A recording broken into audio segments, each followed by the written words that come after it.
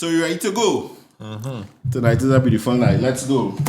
Welcome to Parallel Podcast 868, Trinidad's finest professional, unprofessional podcast with your host, Preziam and the God. Trinidad! Yeah. Check 1, 2, 3. Ladies and gentlemen, welcome to Parallel Podcast 868, Trinidad's finest. Let me get a little more comfortable here. Don't mind, bro. Right? I'm your host, Preziam. I am Prez for the slow ones, right? Alongside the God, the alchemist, the artist himself. Tonight we're writing a new tune. Tell the people and them something. I just want to say, I am a dog, and dogs spell back to front is God, so I'm a God. Trinidad! Yeah, they feel like all they know. Right? Trinidad and Tobago, tonight you have a special guest. We were going the live just now. What's going on there? Nothing? All right, nice. We gotta make sure, we're good in the back there. We have a special guest tonight. Well, I would say, boy, I meet this man on a social level, and we just click, the vibes, the understanding, the reasoning. I learn a lot from him, and he might have learned a little bit from me too, because, he's a nice fella. Right? Subject. But as a person, when I'm doing something, that was back in my manager days, not that I quit, but I get a little rest, right? He gave me great advice, and we shared some experiences. So, with no further ado, let me introduce Darryl Gervais. Tell the people and them something, please. Blessings, nice. A pleasure to be here, though. Like I was excited for the night too. Yeah. I feel like when you say dog, I'm real excited, boy. I say yeah, like good vibes. Yeah, and I just feel like I know it's gonna be great conversation and thing too, man. Good vibes, good vibes. Right, Life so and business, yeah. we are getting to the people who don't know about you, and although I find that hard to believe, but I think people tend to not focus on the background people. Yeah, that's exactly what it is. Yeah. Right? They don't know who's the cameraman. They know who's the songwriter, the producer. I mean, now producers getting a little more. Yeah. You know what I mean? Because But not so much the songwriters. Yeah, right? And they just focus on the front, like, oh, my boy here is a big singer, but nobody don't really talk to the manager now. You know what I mean? So, but it's all good still. It's all good still. So what we're gonna do, you're going to based in this music industry, how would you describe yourself? How would I describe myself, boy? Somebody wrote in a write-up recently that Darryl Gervais is a quiet architect. And I love how that felt. Yeah. I could see why they would say that. Yeah. So I am an international songwriter. First and foremost, I feel like that's when I think of me and who I am and what I do, I'm a songwriter first. Right. So the main thing is writing songs. Yeah, I'm a songwriter. I'm a singer-songwriter. Sing and write. Yeah. So, but I am also an artist manager. I've also executive produced a lot of stuff.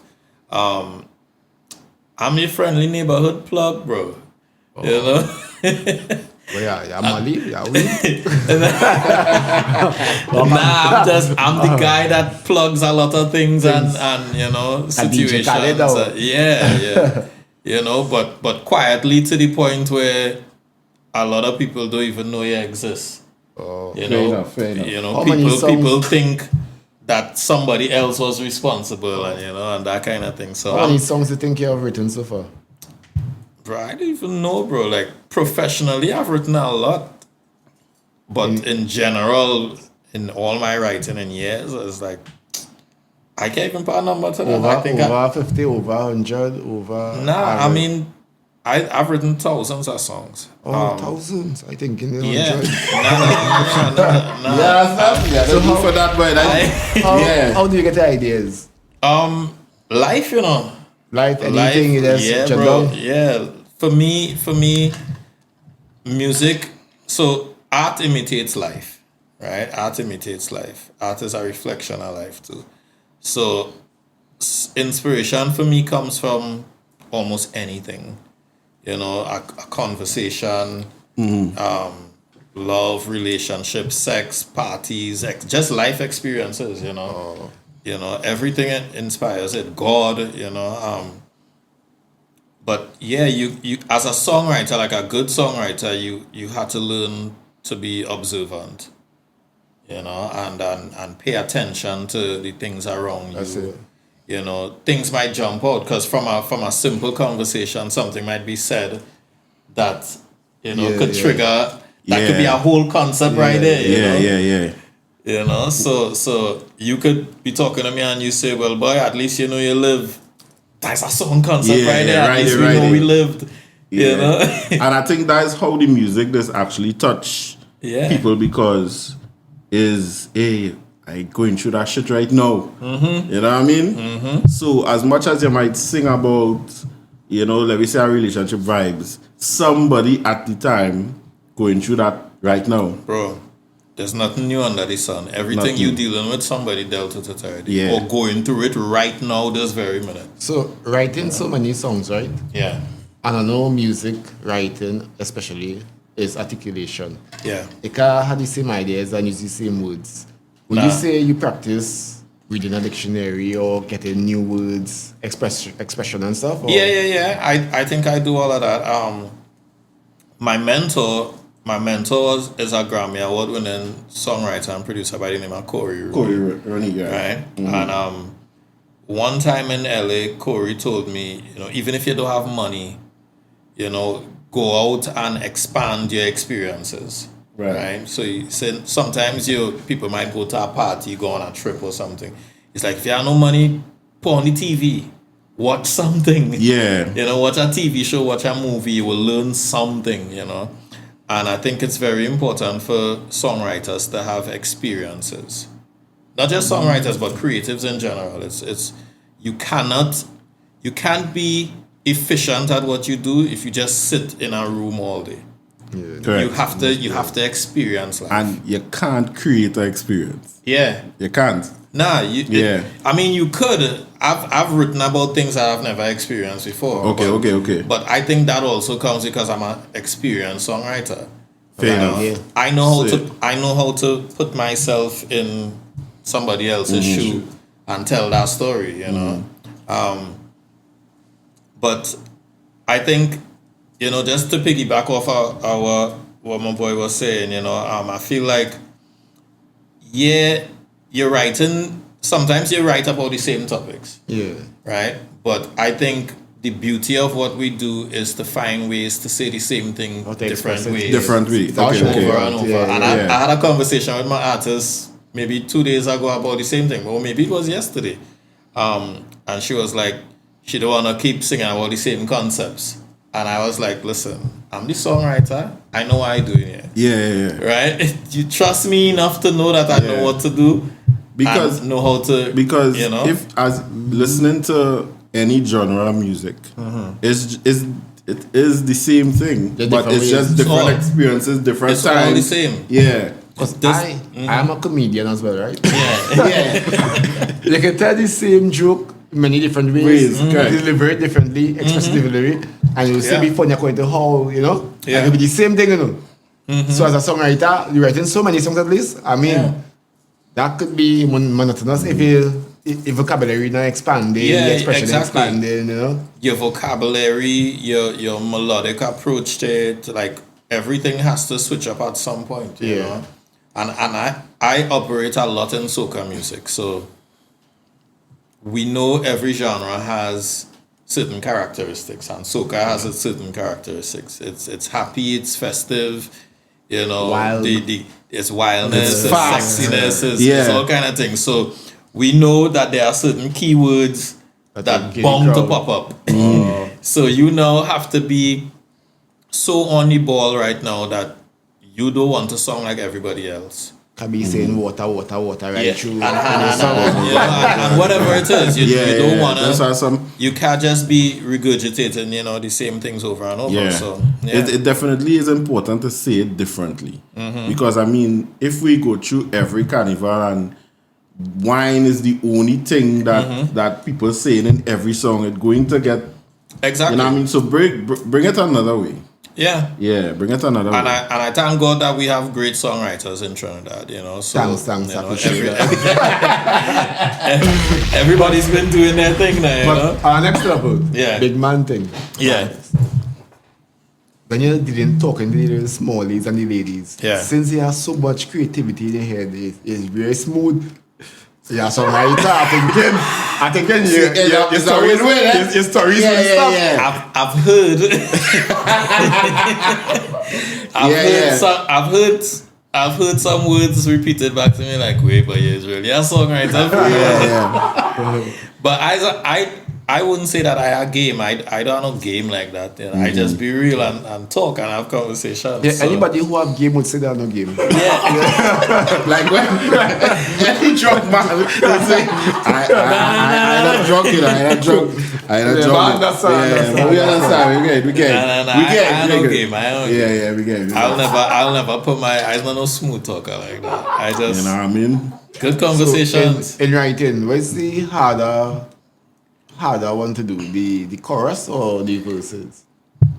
Before you answer that, right? Yeah. I just tell him. Yeah. Because he's challenged me to songwriting. Right. Now, I only have one credit on YouTube to a song, to writing a song, which is one of Alexi's song, right? Come Over. I read the chorus, right? Mm-hmm. But I tell him I had to hear a beat to write. Mm-hmm. I can't, so I can. So based on the question, how you go about your vibe? And I know some people is right line by line or two line by two line. Right. I've seen artists done that already. So how? Now, well, there's a question that comes up a lot. For me, there's no set way to do it, right? It's not written in stone, but it's happened in every possible way you could think of. Sometimes I hear the beat and a whole song comes, or I hear the beat and a theme might come, a topic. I might get a couple lines. Sometimes I don't even have to get a beat. Sometimes I might write a whole song without even, hearing music. Here I noticed about that, right? As I knew into music. Yeah. And I used to write the beat all the time. Yeah. But see when you write a song without the beat, and you have that song in your head, you can sing that song to any beat. Fair enough. Yeah, in some cases, slow it up, speed it up, you hear the beat. It come like freestyling your song to another any beat. Yeah. So I think it to a point it's easier to have your song already laid out. You can have a melody in mind, but when you have a beat, you know how to put your song on that beat. Yeah, I've written a lot of songs without beats and stuff. But for me, to be honest, there's no set way for it to come. Sometimes it comes in different ways. Sometimes a song might take me weeks to write, months even. And then some days I might get a song in minutes. Some days I write 3 songs in a day. 7 songs in the week, or some months I might write nothing. Let me ask you this before we go to what's the longest track you feel you ever wrote? Because I feel like now music That took the longest. Yeah, not that took the longest. I feel like now I mean in duration because the other day I was listening to real long time shit, right?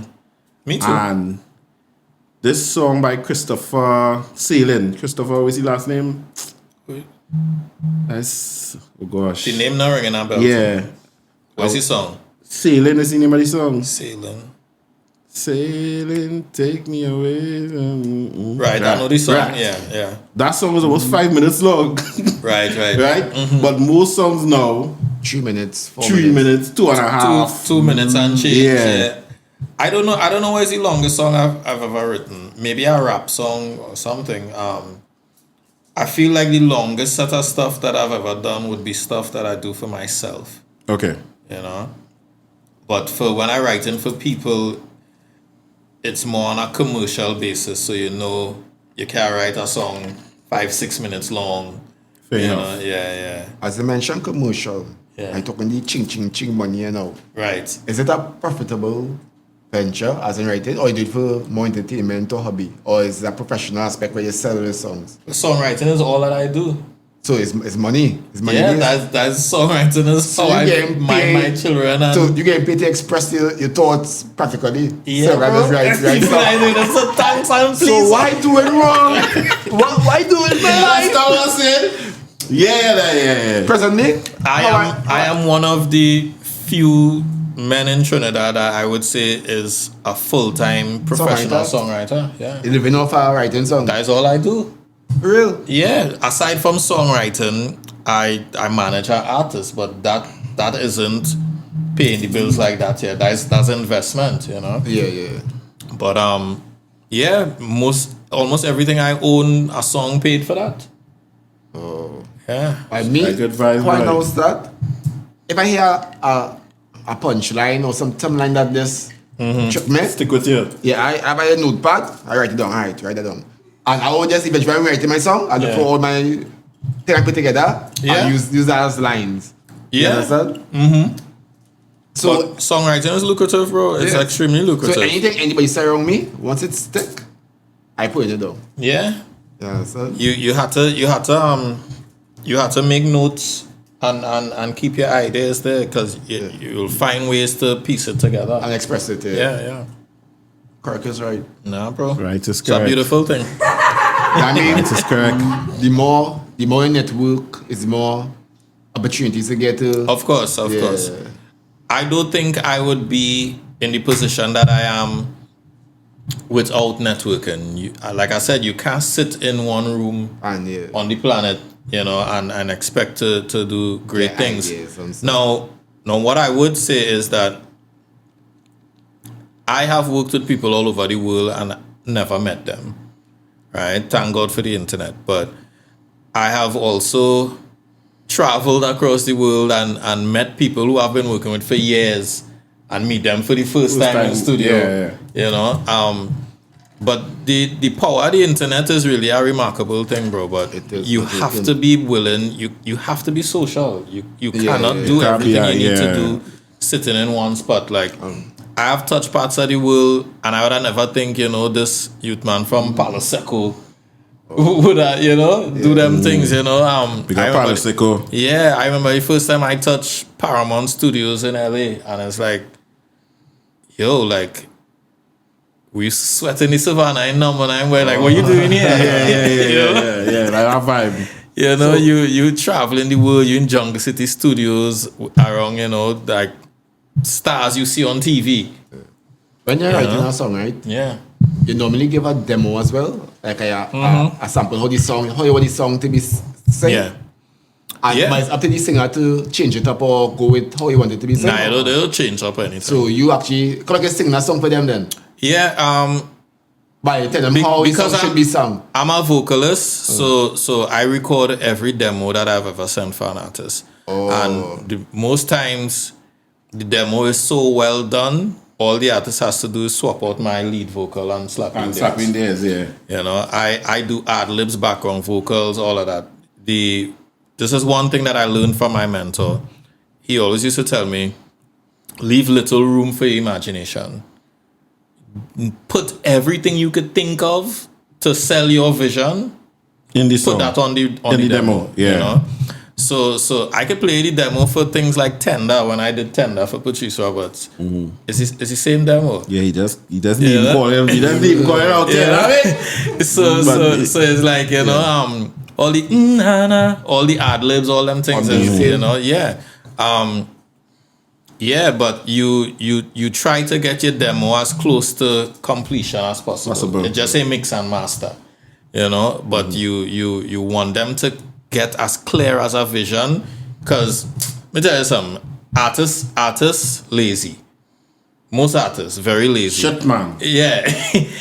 all they need to see as close to completion and what the song will sound like. Yeah. If they had to think too much to envision something with them, they might tell you no. Take the song. Yeah, they ain't gonna take the song. You understand?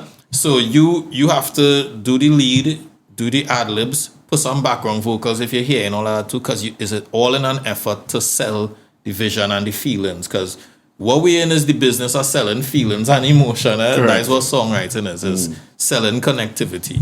So if you know the popular for certain type of ad libs, boy might say, ha, do all of that in the demo. All that in the song. Because he need to feel like it's his, you know? Yeah. Patrice is, he say, Patrice again, do everything. Kes might do KTB or something or some kind of sexy ad-lib or something. Do everything you could think of that they do to make them feel comfortable. Or create something that they would like to do. Yeah. You know? So come like they hear and they're self-singing. Exactly. That sounds like marketing to me. So I'm more like a business approach, which is good. Yeah, which is that's you need to know to sell the product. You need to know to sell the product, no matter what they have. Exactly, you know, and this ain't no easy thing, bro. You had to love what you're doing. So for me, it's business, but I also been in love with this thing since childhood. So it's like I getting paid to do what I love. You know what I'm saying? So you're not feeling like you're working, you know, because it's not a hobby.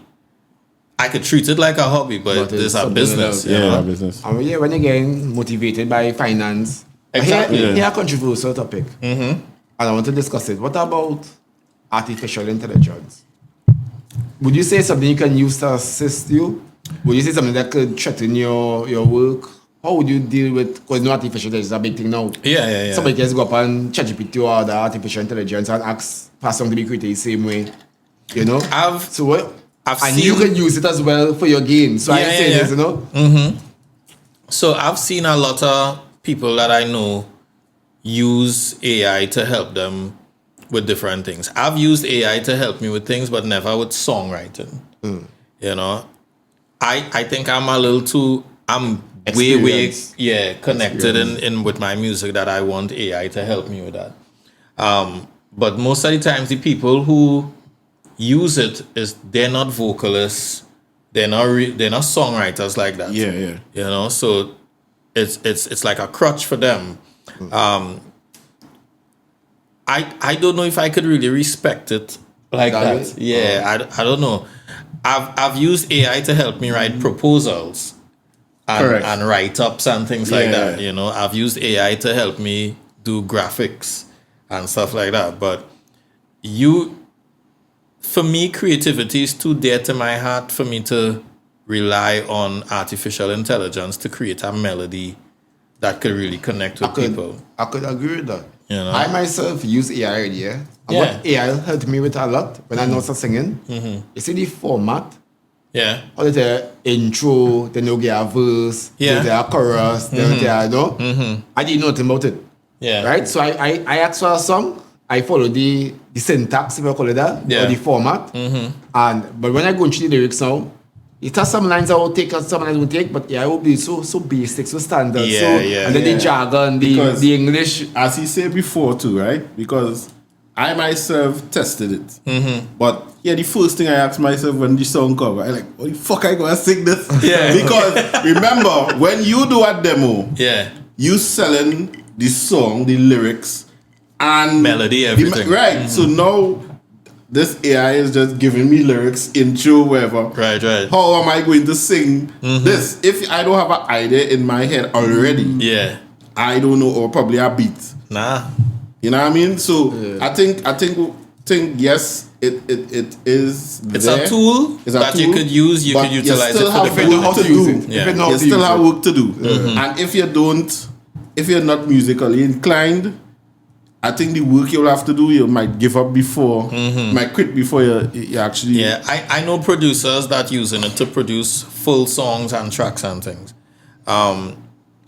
which is, I don't know how I feel about all of that. I feel like for me, creativity is too dear to my heart for me to rely on things like that. I think AI is a tool. Yes, use it. Know what you're using it for. But when it comes to creativity like that, I don't know. That is a line I'm personally not willing to cross. And we are creators. We are creators. We are the creators of AI. We're made in the image and likeness of God. So it's like we are creators. You know. Yeah. How did the training in Chris Vocal School help you? Did you feel like it was an advantage to? I would always say my experience and my years and times with the Chris Vocal Academy. And where that academy is? San Fernando. Okay. Yeah. Big up Chris. All the time, Auntie Chris. so it's always a time in my life that I hold dear to my heart. You know, I think as a man, it helped mold me in a lot of ways. It helped me with my walk with God. You know, and as a vocalist, one of the things that I felt was embedded in me during that time was, I think I learned how to apply excellence to everything that I do. You know, there's something in the Bible that said, do everything as though you're doing it unto God, right? I'm paraphrasing. It's not the exact words, but the best ability. But yeah, so my time in Chris's Academy, it taught me to do everything with a spirit of excellence. You know, and I've applied that into every area of my life, especially as a creative, especially in entertainment. I've never adopted this Vikey, that good day mentality. You know, in every single thing. I've done it with management. I know what quality is. It's helped me maintain quality. You know, I'm not an easily impressed person. You know, and maybe that happened through Chris and them too, because it's like, you can't come around me telling me you could sing. Okay. Not just so. You know, like if you're telling me you could sing on a vocal level, at least. On a vocal level. So everybody could sing, but just that they can't sing good. You know what I mean? So as I mentioned that, you always had a singing voice, or is something you worked or you, because I can talk from my experience. I say if I can't sing, I know I don't know vocal training, I was never in a choir. You know what I'm saying? But I know it is attainable. Yeah, it might be my own style, it might be my own jargon, my own, you know. So is it something you always like a song from young and realize, you know, I could do this, or is something you just wake up one morning and say, I can't go in and train my voice? Since I know myself, I sing since I small. I've always been like an avid lover of music. So I grew up and people like Michael Jackson was my, you know, the people I was looking up to. Yeah, my father had me listening to them shit though. Michael Jackson, Whitney Houston, Luther Vandross, Boyz II Men. Yeah. You know, I grew up listening to that, you know, heavy on R&B and soul and hip hop and things like that. So I think where it started for me was mimicking what you liked. Yeah. You know, so I'd mimic Michael Jackson, Boyz II Men. I always tell people R&B and gospel music taught me how to ad-lib. Gospel especially. Yeah. But yeah. As I now get involved, you see when you touch opera music, it's when you start, I think. Opera will teach you range. Yeah, when you start, because there's some opera singers on them. Yeah. I don't know about it. No, they're different. Nah. But my time with Chris and them taught me a lot, and those are memories I will never trade. You know, I spent a lot of years in her choir and thing too. It's true, all of that is how I learned how to harmonize and things like that. You know, things that I utilize today in my career that has proven to be very useful. Now I could charge for background vocals. I could arrange background vocals and say, hey, I give me a little $250 US to put on the background vocals here, you know, and $250 US, good money, you know. Yeah. You know, so it's like I've never taken for granted none of the seasons of my life, and my time with Chris Barbosa and her academy and her choir, that's great memories, and it's people I'll always love and respect. You mentioned something earlier that you're is do everything at the best of your ability, right? More like a perfectionist, right? In a sense, yeah. And I think that could create a problem where I'm not obsessive though. Yeah, that's because you would have a song you write, and you have a point where you feel like it never that good. Because I mean, when you want things extra, you know, you would never be contented. How you know when you reach a stage, how you know when it's a cool year, because I mean, it always have room for improvement there, no matter what you do. I think for the most part, I just know when I'm comfortable with what I've done, but there has been songs that for me is not the greatest, but then when I send it over, I'll be like, I will hit them a little small disclaimer like, yeah, this is the best I could do there, G. Let me know how you feel. And to them, it's the baddest thing they hear. Yeah, and I be like, oh shit. Like, okay, all right, look. Yeah. Let it go. You know, but it happens. You never know until you start hearing the feedback. But for the most part, there's a part of me that is be okay with the final product before I click send and send it off to And that is subjective in terms of validation as well. Because it's art. Art is subjective, you know. Like, so who's somebody has to tell you your art Not good. You creating your art, you understand? Exactly. But you can tell if something is shit, you know? Yeah. You know, you can tell if something is shit. If somebody come with that bogus idea, I would just be like, yeah, dog, it's not my cup of tea. I ain't feeling that. It's cheesy. Whatever it is. But it don't bound to be shit. It doesn't bound to be, yeah. It doesn't bound to be. But yeah. You know what you like, you know what you're looking for, you know where your quality stand. But I generally think I have a very unbiased opinion when it comes to art.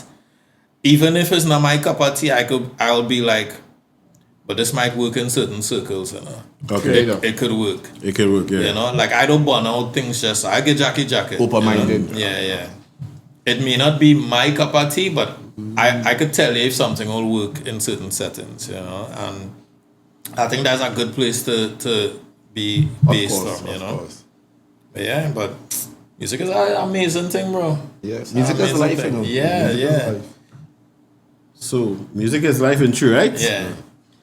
So, hearing your song on radio Right. is one thing. Yeah. Hearing a song on a movie, boy. How that deal with your nose, boy? Yeah, boy. Nah. Wait. A movie. You gonna talk about that? You understand? Now, well, one of the things I do, like I do a lot of work in TV and film as well too. So I have a few songs in movies, international movies, TV shows. Let me see if I could remember. So I've had stuff in 2 TV shows on Netflix. Right. Old Dads and Tyler Perry, Medea's Destination Wedding. That's recent. Songs you sang or you wrote? Songs I wrote. But songs I've sang is in TV shows and things as well too. But whether I sing it or write it is still mine. Yeah. It's still mine. I still own it, you know. But yeah, so Old Dads and Tyler Perry, Medea, Destination Wedding on Netflix. I've had some of my own songs I've sang in UK TV shows like Home and Away, which is like a drama series. Okay. I've had stuff in Teen Mom. I've had stuff in Real Housewives of Atlanta, in Married at First Sight, in beg. I've had stuff in But what's the process? Do they contact you, ask for does that permission? go? Yeah. That's so I've had some years being based in LA, and of course networking is key. So I know a few people out there that are connected in those areas. You know, one of my good friends runs a sync agency. And I've worked with this team out of Australia that connected in that as well too. So I've done a lot of work with different production teams all over the world, you know, and you know, our music always ends up in those kind of places, you know. Big up to Hit Music Lab and Blaze Unlimited, you know, So Stereo, all of these companies, good friends of mine. But yeah, so sync is an amazing opportunity too for creatives, because sync allows you to. Sync gives you the opportunity, even if your song is not a commercial hit. Correct. To still it could possibly be end up in a movie. Sync is an app or something? Nah, sync is just what you call it. Synchronization. So sync is when you put audio with video. That's just the term, right? So things like sync and licensing is like when you put a song placed in like a commercial or a TV show. Yeah. Right, so they would license the song and use it in whatever scene that works well. Right.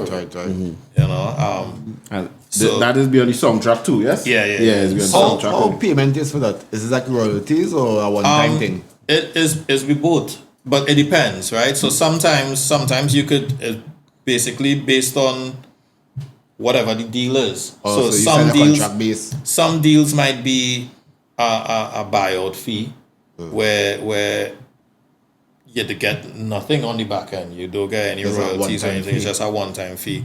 Some things might be you get a fee and you still get your back end and your royalties and stuff like that. So Sync has allowed me the opportunity now where my royalties will look good with BMI. Correct. You know, I don't do Sync stuff that had to run through like cut and stuff like that. Not. I just feel like my international checks, I wanted to stay international. Correct. You know, I don't want nobody double dipping into it. Yeah. So big up cut still. Yeah, big up cut still. All the let's time. see my face, right? Big up cut still. Yeah. I hear cut is cut you up. You know. But I have dual membership. So cut represents me only in the Caribbean, and BMI represents me everywhere else in the world. And then it's our TCCO, and we wouldn't go through now. I don't even know all of that. We wouldn't go. What BMI stands for? I don't know. I did search it up, but I don't It stands for US dollars. That's for me. Big up BMI and the checks. You know what I mean? Yeah. But but here, back to what Prezi initially asked. Hearing your songs in movies and TV shows, that's a different feeling. But I feel like nothing beats hearing a crowd singing out your music. Fair enough. Nothing beats hearing that, you know. Seeing your songs in movies, that's great. That's beautiful things to add to your resume. Yeah. You know, I have songs in movies. But where you feel the greater reach is? The movies and the international stuff at least. But the movies, yeah. I still believe strongly in, at the end of the day, as creatives, you want to connect with people, you know, and connectivity is the name of the game. That's really what all of us want as humans. That is all we want. Yeah. To connect. But you had a foreign background when you get involved in. No. You start local? I'm born and raised in Trinidad. So how you reach international? If you don't mind ask. I sell a song and I make real money. So somebody international here heard your song via right places too. So here's that's why you get to look boy. Here's what happened. Mm-hmm. I sold a song for a crap load of money, and my wife at the time told me all she wanted to do was a vacation. So I made the money and we decided, you know what, let me get everybody's visas. Got everybody's visa and we went on a vacation. The man asks, how do you define a crack load? As well, get a bracket. I will get a bracket figure. That is no crack load, because it could be a 5,000. I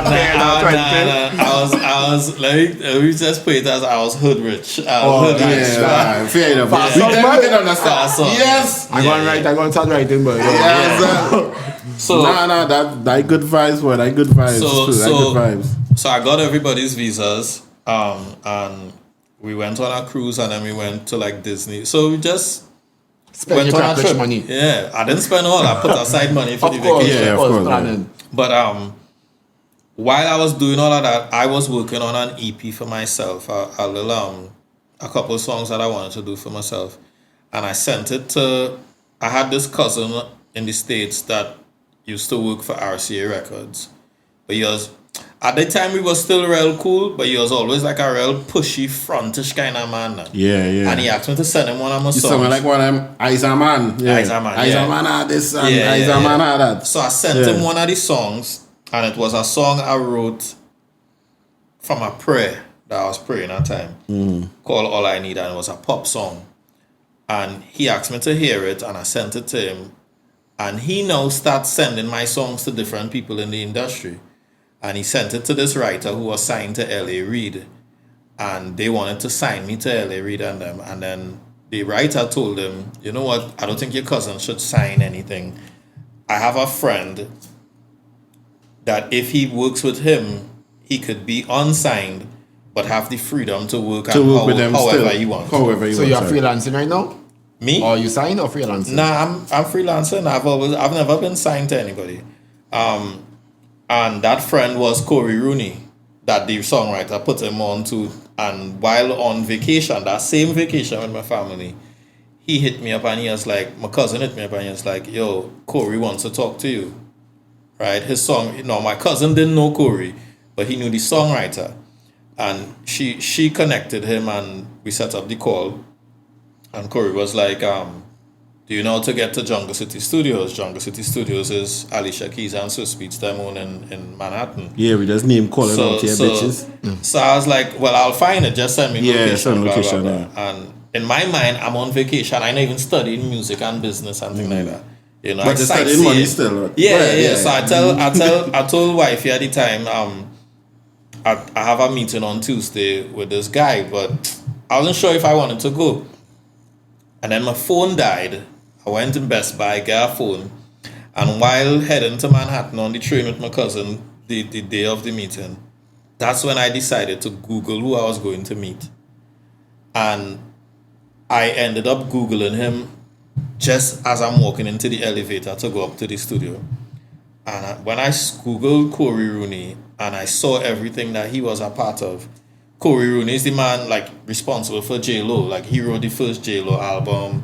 He wrote the Destiny's Child song that changed, that empowered all the independent ladies. That all the ladies who are independent. He wrote all them records. He's written for everybody from Michael Jackson to Chris Brown to hits on hits.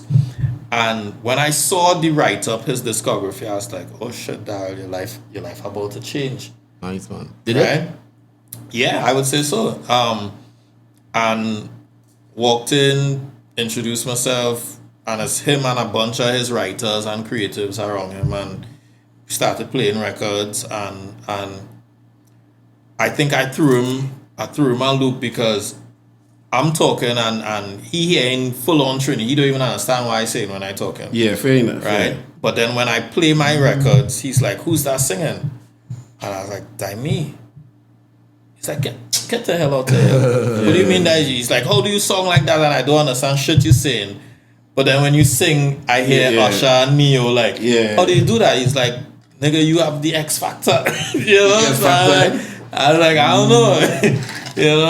I was like, I grew up listening to R&B and pop, so can't vex with that boy. I could sing, Yeah. But yeah, so with that now, the first meeting he wanted me on his team, so I've always just worked with them. We worked with all kind of different artists and stuff, and that's really was the start for me. So I spent a lot of time back and forth, New York, LA, Trinidad, New York, LA, Trinidad, and I made great use of the time. Learn everything I could learn. And then at some point in 2017, it hit me one day and I was like, you're learning all these things out here. You're in positions where people in Trinidad would die to be in, and I need to find a way to bring it back home and apply it to what I want to do. Mm-hmm.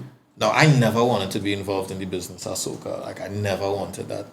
I was good with just throwing again a little wine to soca. We understand. That being involved in soca was never the goal. Mm-hmm. I was always good with my R&B and pop and this and that. And one day, an artist that my cousin had introduced me to from Canada, his name is Jordan, hit me up he wanted pop songs with an island twist. Okay. And I wrote these records for him. And he loved the songs, but he didn't have the Caribbean swag to execute it. Yeah. And he had the pop swag, but not the Caribbean swag. Yeah. He didn't have that. Real dope artist and a real good artist, but he didn't have that. And one of the songs was a song called Wine Up. But when I was writing the song, I wrote the song heavily with Kes in mind. Right? And Kes Management at the time, Question Mark Entertainment, I used to always try to get in with them, but they never paid me any attention. Right? When people just, okay, cool. It's a cool scene. When they think they're bigger than everything. Yeah. But I connected with a guy in New York by the name of Make. Right? That's his nickname, Make. And Make is like a very interesting nickname. Yeah. He just make everything. Yeah. It makes sense. So Make used to manage songwriters and producers in New York, right? Mm-hmm. That's actually like to do too. What's his name? I can't remember this guy name. Was it Johnny Blaze? Johnny Blaze wrote and produced Samaka done for Kes. Yes, Johnny Blaze. Yeah. Right, yeah. And then he managed other songwriters and things too. So Mick met up with me one day, and he was like, "I have a guy in Trinidad I want to connect you with." I had no idea who the guy was, and he gave me the number and he told me, "Call the number when you go back home and set up the meeting." And when I went to set up the meeting, it turned out to be Question Mark Entertainment again. Right? So now set up my meeting, I'm going up there, and the Simon, who was cast manager at the time, he saw me in the waiting room and he was like, "What are you doing here?" I was like, "I have a meeting for 11. He was like, "Nah, I doubt. I have a meeting for 11. And then he turned to whoever was the secretary and he was like, "Who's our 11? And he was like, "Make's guy." And I was like, "I am Make's guy." And he's like, "Nah, how you know Make?" I was like, "Cause I know people." Yeah, make it make sense. Yeah, I was like, "Cause I know people." Yeah. And in that meeting, because only you alone know people. Yeah, that's right. Simon, but so I met with them and played them the record, and we talked about my career and blah blah blah. And when I played them the record, I was like, I want to pitch this to Kes. It's like, "Yo, we want to manage you." I was like, "Okay, well, let's see how it goes." How it goes, yeah. And eventually they did manage me for a little bit. And I'm appreciative of every season of my life. And experience, yeah. And that's how they connected. They connected me to Kes, and Kes and I just hit it off. And I've been working with Kes for some years now. Written some amazing records with him, hit records. And working with Kes is how I got into the business of soca. So to me it was the perfect stepping into it was the perfect gate opener. Rather than anything else, yeah. Because once you start to work with Kes, everybody wanna know who's Kes Songwriter and they wanna work with you, and that's really what opened the floodgates. Great way to start the resume. Yeah. So with Kes I wrote a lot of hit records, Wine Up, Boss Lady, Jolene, Radar. So most of those soca artists or artists on the whole don't really write many of the songs. These are curious questions. No, a lot of them, a good bit of them are writers, I would say the ones I know off the top of my head, Bunji's a songwriter, Fayan is a writer, Kes is a writer, Nadia Batson is a writer, Voice is a writer. Maybe a lot of the younger ones are writers too. But not every artist is a songwriter. But even the ones who are songwriters, they still take songs. I mean, if you get more, take more. Yeah. Because the truth is, you can't do everything for yourself. And when your life gets busy in the spotlight and you travel in the world, you really have time to sit down and but just buy something create. And sing it. And then fair enough. Some people might be able to write a song, but the execution. The execution is amazing. Yeah. They're putting up. They're gonna perform this song as if they write it. Yeah. They're gonna. And what often happens is, once it reached the artist's hands and it gone on radio, nobody gives a damn who's the songwriter anymore. Yeah. We're often left in the background, barely even getting credit. Some of them might post the song on their Instagram and not even tag it. But it's like in all honesty, getting money. Die nothing, but I ain't sell my rights. I'm still the songwriter, and the publishing isn't gone. So I'm still the creator of the piece of work. So crediting somebody doesn't harm you. And I think it should be the jacket, it's common courtesy. And that's one of the things that I had with an artist already, especially in the early days of you joining our management team with an artist or being part of an artist coming up, right? Especially when financial money not making them, right? You have to credit the people that helping you. You can't go on a show. You have 4 or 5 people who invested in your clothes, this and that, And you telling them, yeah, when I wake up, I just be as John, as Rasta, and as me, and it's all me. And there are people in the room watching you like... What I've realized, bro, and this might be a controversial statement, but a lot of artists are extremely selfish. Extremely selfish. Not all of them, I think there's a lot of great people out there. But I think at the end of the day, a lot of artists suffer with imposter syndrome and things like that. And explain that syndrome to me. is almost like this need to show up yourself and be it. And it's almost like you don't deserve to be there, and any chance you get, you want to show it's me. Yeah. But we know it's you. Yeah. Because at the end of the day, that's who the public seeing. So the public going to credit you for anything, even the things you don't even deserve to be credited for. So then it takes nothing to really. But I've seen this sickness in artists sometimes, where is this desire to be seen so badly, and they so wanted to be known that they were the ones that did this. It's like they're fighting for credit, and those kind of things, if you don't check it, it's a poison. Or you could end up a lonely artist. Yeah. Or you're changing teams every other month because you see the crediting tool to me come like an appreciation. Eh? Yeah. You know what I mean? It's not just about even whether, yes, we making money together, but and then they really even go down the road that some of them don't want to credit you and they don't want to pay you neither. Yeah. That's the next thing too. Some don't want to do anything. Some just want to sing the song and run with it. Bro, this is a real interesting topic, because we could talk about this whole night. Yeah. I guess that's the reason why too. Some producers introduce the 360, which is basically you're not just payment for the production, but when you're going on a show, you have to payment too. Some men is introduced that because the money doesn't be fair now. Yeah. You understand?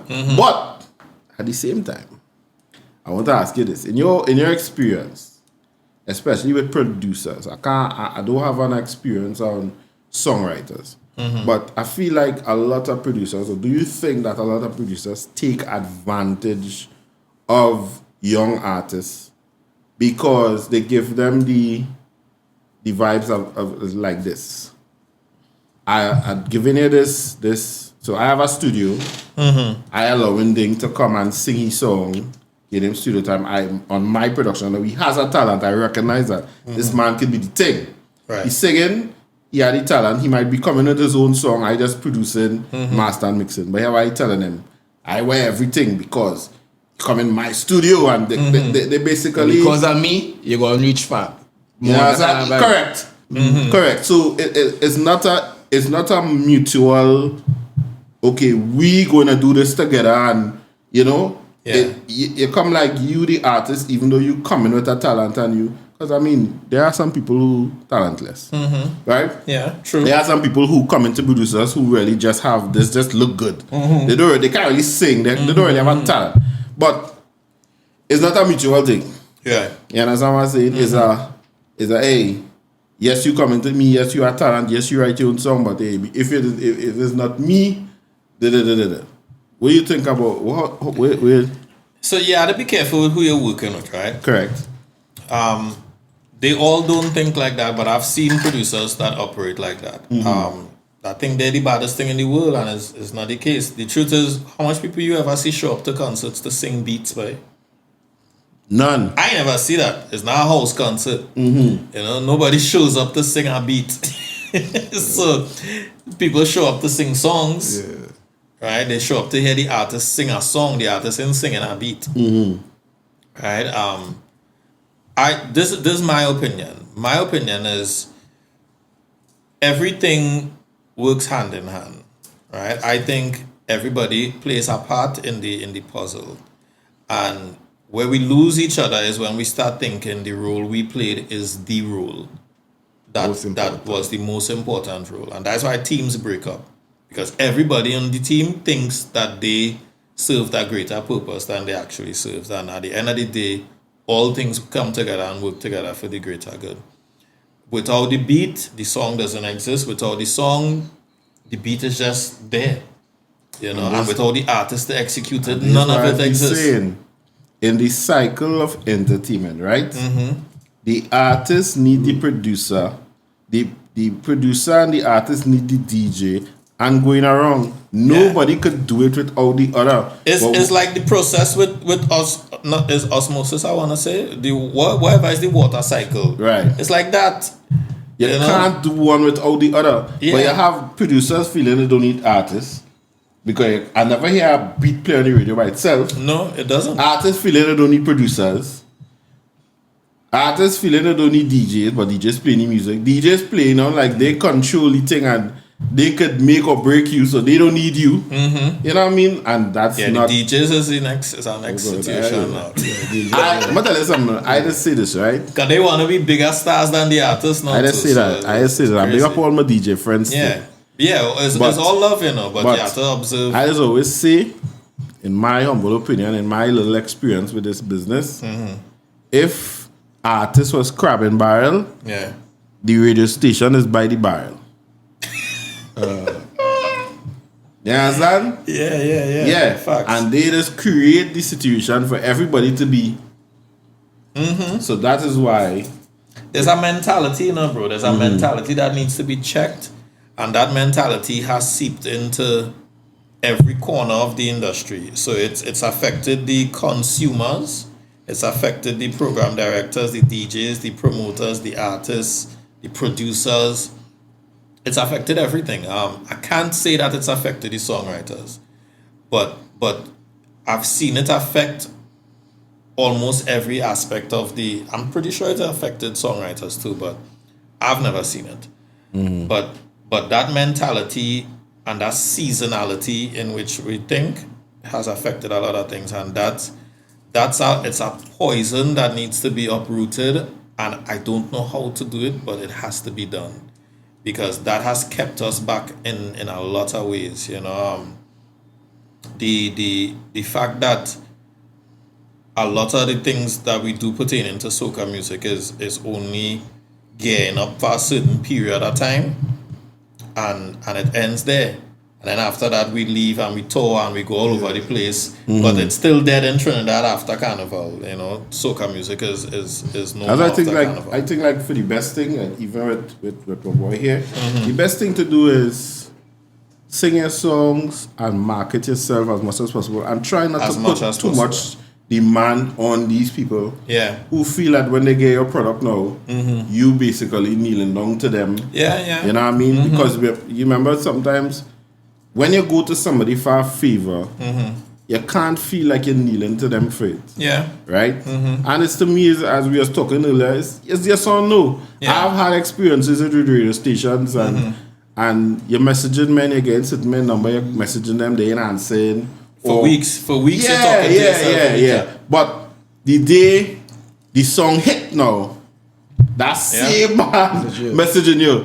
And because, like, for example, with me, it had a time, and big up Preziam, who's one of the most, for me, has been a great help to me when I was doing management and thing. And I reached out to him, I said, well, I need some producer's number and thing. And he said me like 4. Pretty one time. Yeah, one time.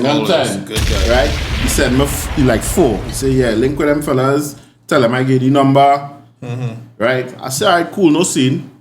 Right? I link with them. End up working. Oh God, what's my boy name? And I took him up, people, I forget the name. Our brother from New York. He ended up linking it to me. He was real cool. We ended up actually doing work with him. Right? Is that Rebel? Rebel. Right, Rebel. And he had given me another guy from New York number. I could call his name, right? And I am messaging this guy. And this guy is reading the messages and not answering me. And I coming across as professional as possible. I telling you, yo, this is Prezi. I am this. I got your number from Preziam. I have a new artist. I sent him some samples of songs that he did before. I said, I wanted to do it first so we could work together. If not, at school or whatever. He just reading, no reply. I say, right, bro. Cool. I tell myself, niggas is be busy. So, it is what it is. Nobody's that busy, bro. Right? People make time to do whatever they want to make time to do. I'm a person I used to be telling Lex, I say, yo, I don't have the patience for this. But it ain't doing me nothing to reach out again. It's cool, right? Right. Same thing again. Nothing. He just reading the messages. And I tell you, immediately reading it because that time I had on my thing and you seen the blue tick and thing. He is immediately reading the messages, and Killer is just not responding.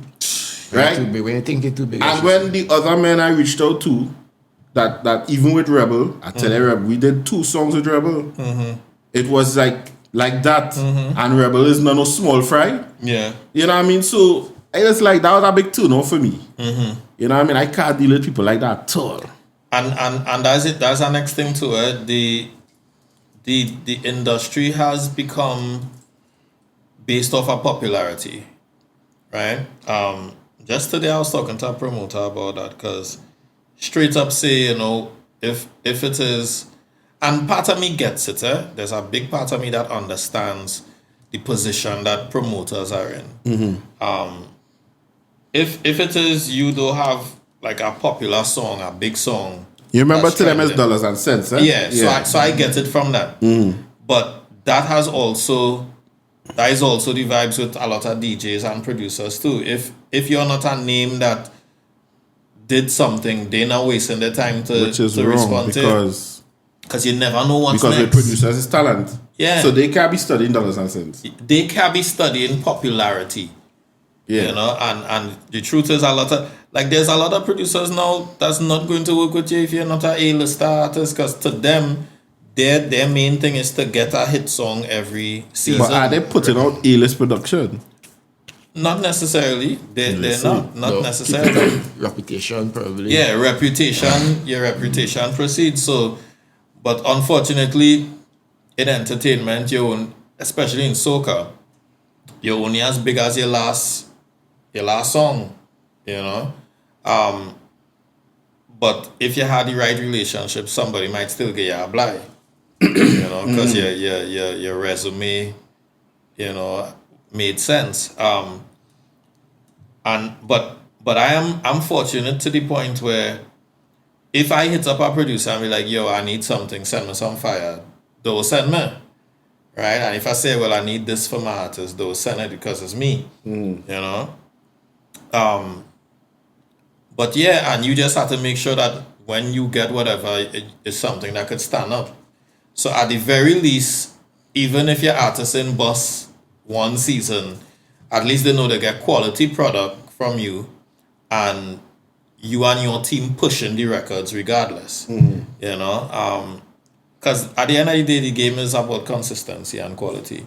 Most important. You know? So anything we do, bro, anything I do with my artists is I'm sure it could stand up.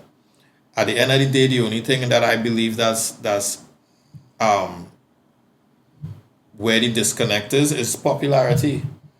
You know, my artist just may not be the popular artist at the time, but trust and believe where we started is not where she is now. Correct. You know? Right. And it only gets bigger. The best direction parties to get popularity in these times? Social media or radio or just networking? Like, what do you think? Nothing beats building your fan base. Nothing beats that. And which is the best way to build a fan base, you think? Consistency? With nobody, with social media out now. To me, there's different ways to do it, right? I would say a great thing, is start to build your connectivity on social media. I think that's amazing, yeah. But I also think that people need to see you out and about in real life.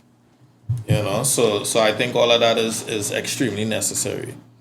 But the social media fan bases, that's great too, you know. I think it's necessary because social media provides us the opportunity to link with people from the comfort of your home, from your little device right there. So, you know? Social on the whole. Yeah.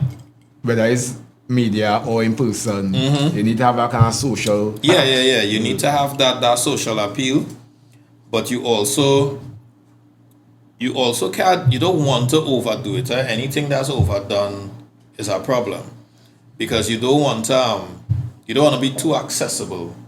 But that could be a problem for you too. You know, that's a big problem for you too. Because, for instance, if everybody had access to Patrice, her relevance may not be the same. Yeah, should be like the all about anyhow. Yeah. Because then if you're accustomed seeing Patrice by Frankie's bar every evening, the celebrity factor wouldn't be there anymore. Because you're like Patrice, we see Patrice every day, you know. Scarcity adds value. Yeah. So, but you want to make people. There's a balance that you have to have. You want to make people feel like they're connecting with you as an artist, but you can't be so easily accessible. Yeah. You know, so there's some tricks to the thing. You know? Alright. And how long you in this? Well, I don't know. I'm not sure how old you are, but they say doing this. There's a job. Yeah. So you can say probably since I've been doing music full time since. Now you're looking like one of them fellows who do agent thing. Yeah. I've been doing music full time since 2007. So since 2007, I've been doing music full time. Nearly 20 years. Yeah. But and I wouldn't trade it for the world. I'll be honest with you. You know, God Himself had to come and tell me. Any genre you don't want to tap into? Goth. Goth music. That's the only thing I ain't want to do. Like just pause for a second. Yeah. A clap. Right. Yo. Right. Yeah, ladies and gentlemen, we're back with Darryl Gervais. Right? We gotta listen to this tune.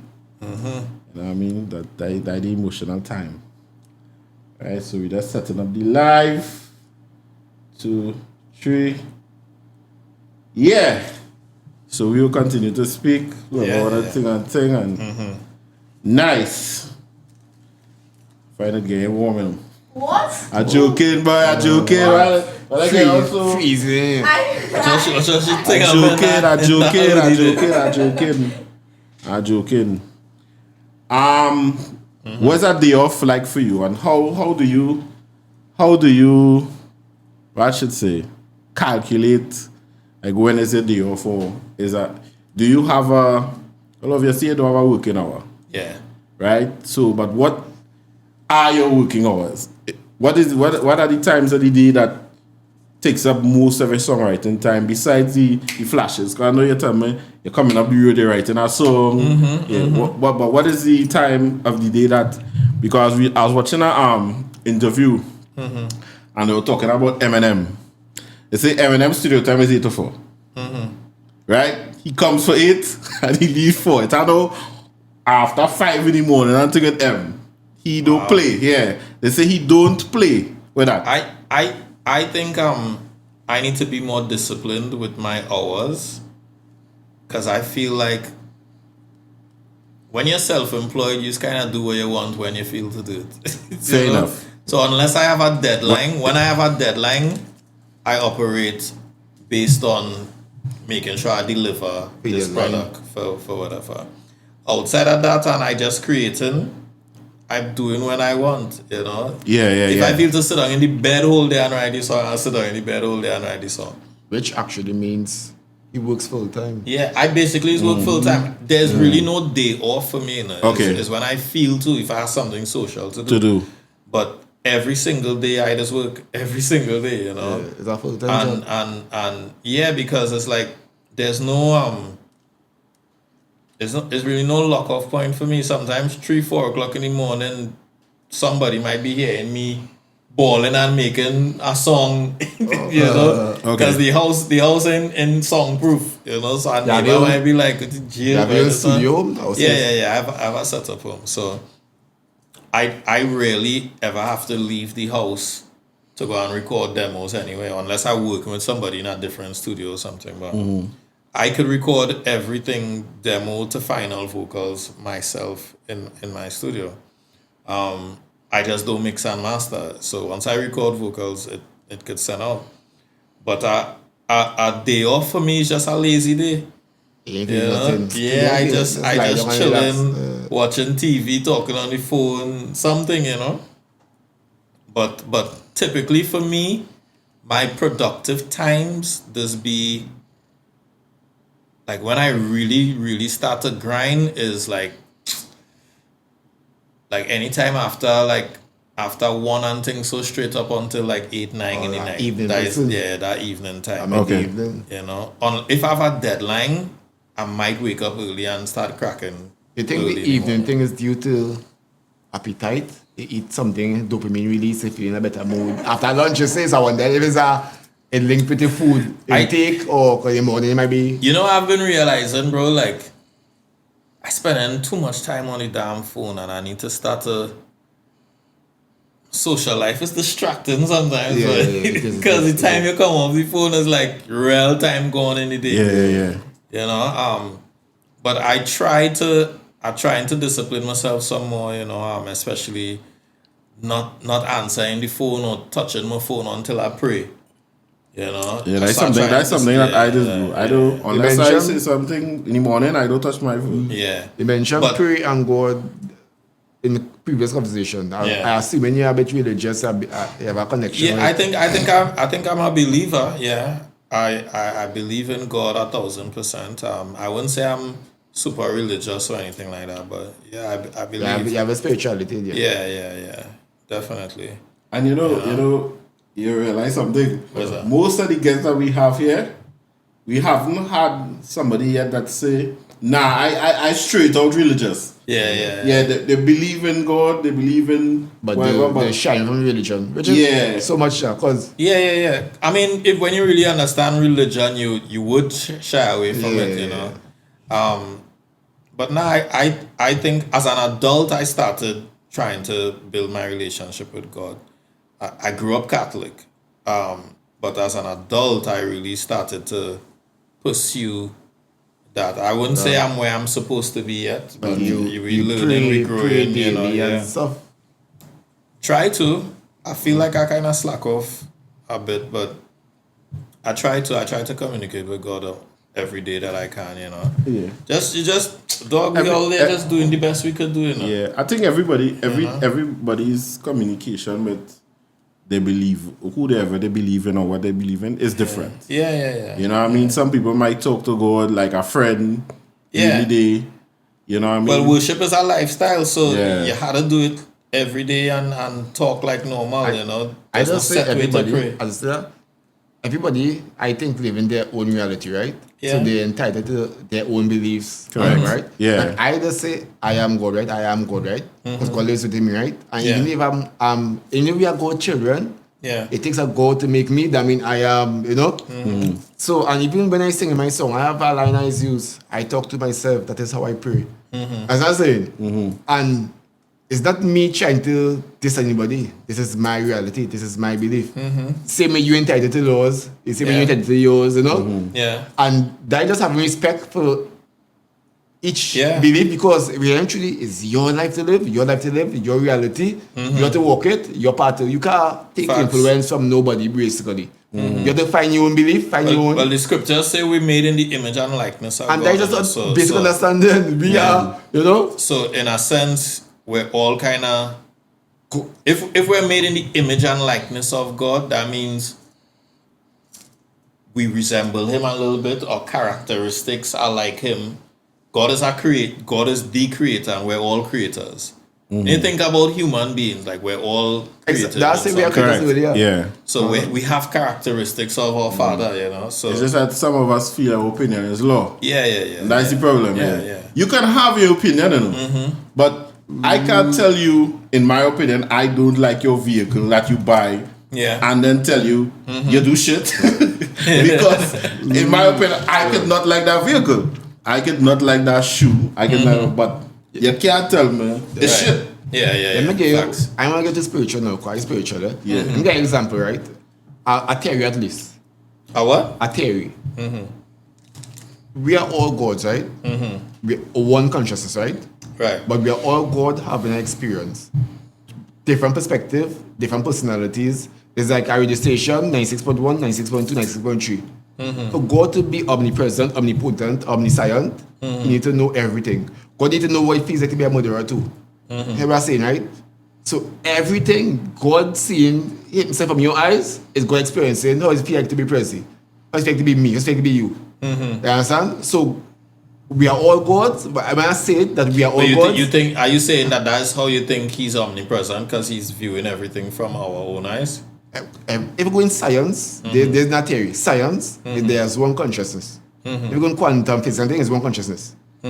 So although we feel we are separated, it's just one consciousness. We are all gods, just different perspectives. Right. That's what I'm saying. Okay. So we are seeing things from different perspectives, having different mentalities. Experience. That's why we are born to be different, you know. We can be the same people. Everybody trying to be the same is a mix-up. Two people. You might like R&B, I might like comic, you might like something else. Or that could be part of the experience. That's what I'm saying. Okay. That's just my perspective. I'll tell you I have. That's interesting. Yeah. Because as I said just now, there is no two people with the same fingerprint. It ain't supposed to be so. That's it. Not even you and your son are the same fingerprint. Yeah, facts. Yeah. I was going to ask you something just now with the accent. And big up the people on the live. Feel free to ask questions. We're here with Darryl Gervais, songwriter, music exec, manager, and of course, brethren. Yeah, man. Straight out of Palacico. Yep. Right, doing Deep great things. Southside. You ever get vexed with that chick and write a song based on? Yeah, but nah. Yeah, I think I've written songs. Have a side beat to that question, eh? For real? Yeah. So here's this, right? And I spoke about this not too long ago. So I wrote this record for Patrice Roberts one time called Touch Me. Big up Patrice. Right, on the Toko Loco rhythm. It goes, touch me like you mean it. Yeah. Mean it. So here's where that song came Big from. tunes in my right. So that song you would think was like a love song type of vibes, right? Sexy love song type of thing. What that really came from was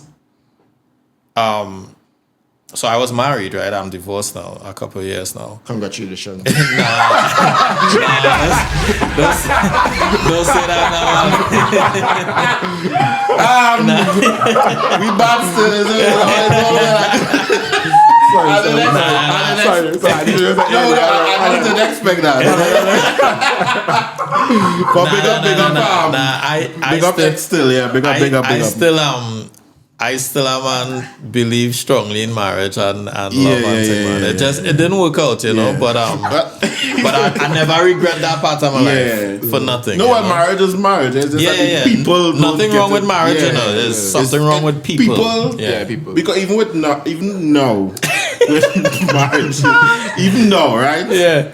Marriage being affected and being poisoned by people. You know, and using it for financial gain and thing. But the foundation of marriage is still great. People, honestly, bro, they don't have this, like my pastor used to say, the stick-to-itiveness. People don't have that in them anymore. People want somebody unhappy. It's until. I think that's a big thing. And that's what's wrong with marriage. You know, people just don't have it in them anymore, and the first sign of unhappiness, people ready to hightail it. I mean, I'm not too sensitive to this. I just talked just now about difference, right? Yeah. The problem thing with marriage is that everybody try to have the same marriage, the same relationship, and we're all different. Some people want monogamous relationship. Not everybody want that, for example. That's what cheating going on. Some people might want to travel and explore and have this kind of fancy life. Somebody want to stay in the mountains and sip coffee. I don't say that, I'm saying. Yeah. But that marriage, it should be one way. We have some different people try to run down one type of marriage. One ballpark, how marriage should be. When we actually just understand with you and your mate, whatever the understanding is, you're free to live that way or do what you think is what is honesty. Yeah, I think people need to make better choices in who they decide to settle down with. Wonderful. Marriage tests you a lot. Remember, it's culture shocking too. A lot of culture shock. I remember one of the first culture shock for me was after my honeymoon. I grew up with 4 brothers, right? And we grew up poor. And so everything in the house had to share, you know. You get a dozen eggs. One man again, 2 and 3 eggs, you know. Fire.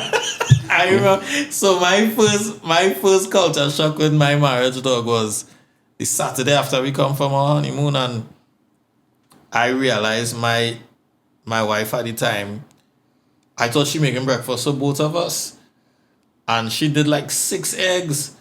So I was like, she hungry. Oh, so I was like, sorry.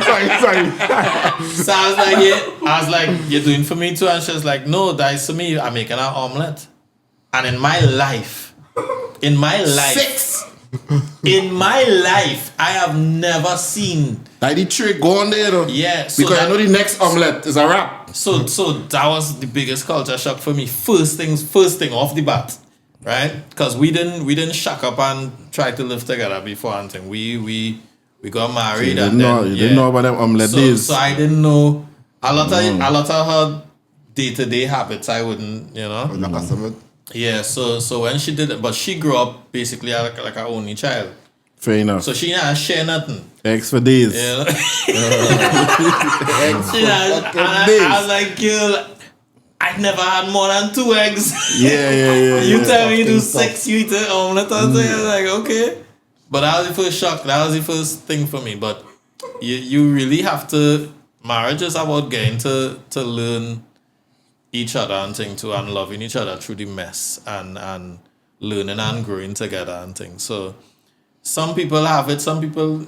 Do you think we had it for a while and we lost it? Don't let him lost the touched story, but go ahead. Yeah, right. Right. Yeah. So here where touch me come from. So this Toko Loco rhythm. So for a while in my marriage, I felt like I was starving for attention. For a while in my marriage, I felt extremely neglected. Right? And I felt like I am.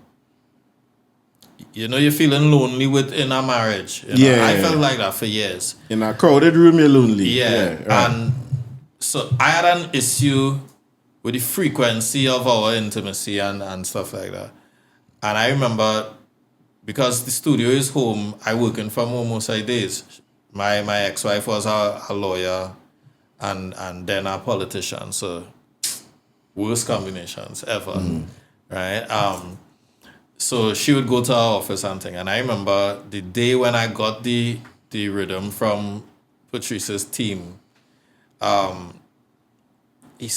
Warren sent the beat and he was like, Patrice. Big up Warren and big up Warren all the time. Yeah. Patrice they send the beat and he was like, Patrice like Yemi Alade, so she looking for some Afro type vibes. I was like, all right, bet, no sin. I said, well, I real good on Afro beat, so that's cool. And so that same night now, I know I have a long night that night. So I trying to catch you before she go to bed. Because, a man, you trying to get in your things one time. So you're horny. Yeah. So I trying to initiate and thing. And the energy she was giving me was just real whack now, boy. And I ain't for that vibes. Anytime I see any ounce of unwillingness, my mood, I changed one time. So, because we started and she gave me a little unwillingness vibes and thing, I see a little facial expression I didn't like, and I was like, you know what, I real good in her. Like, I real cool. So, I done there, but I was vexed. I was real pissed off.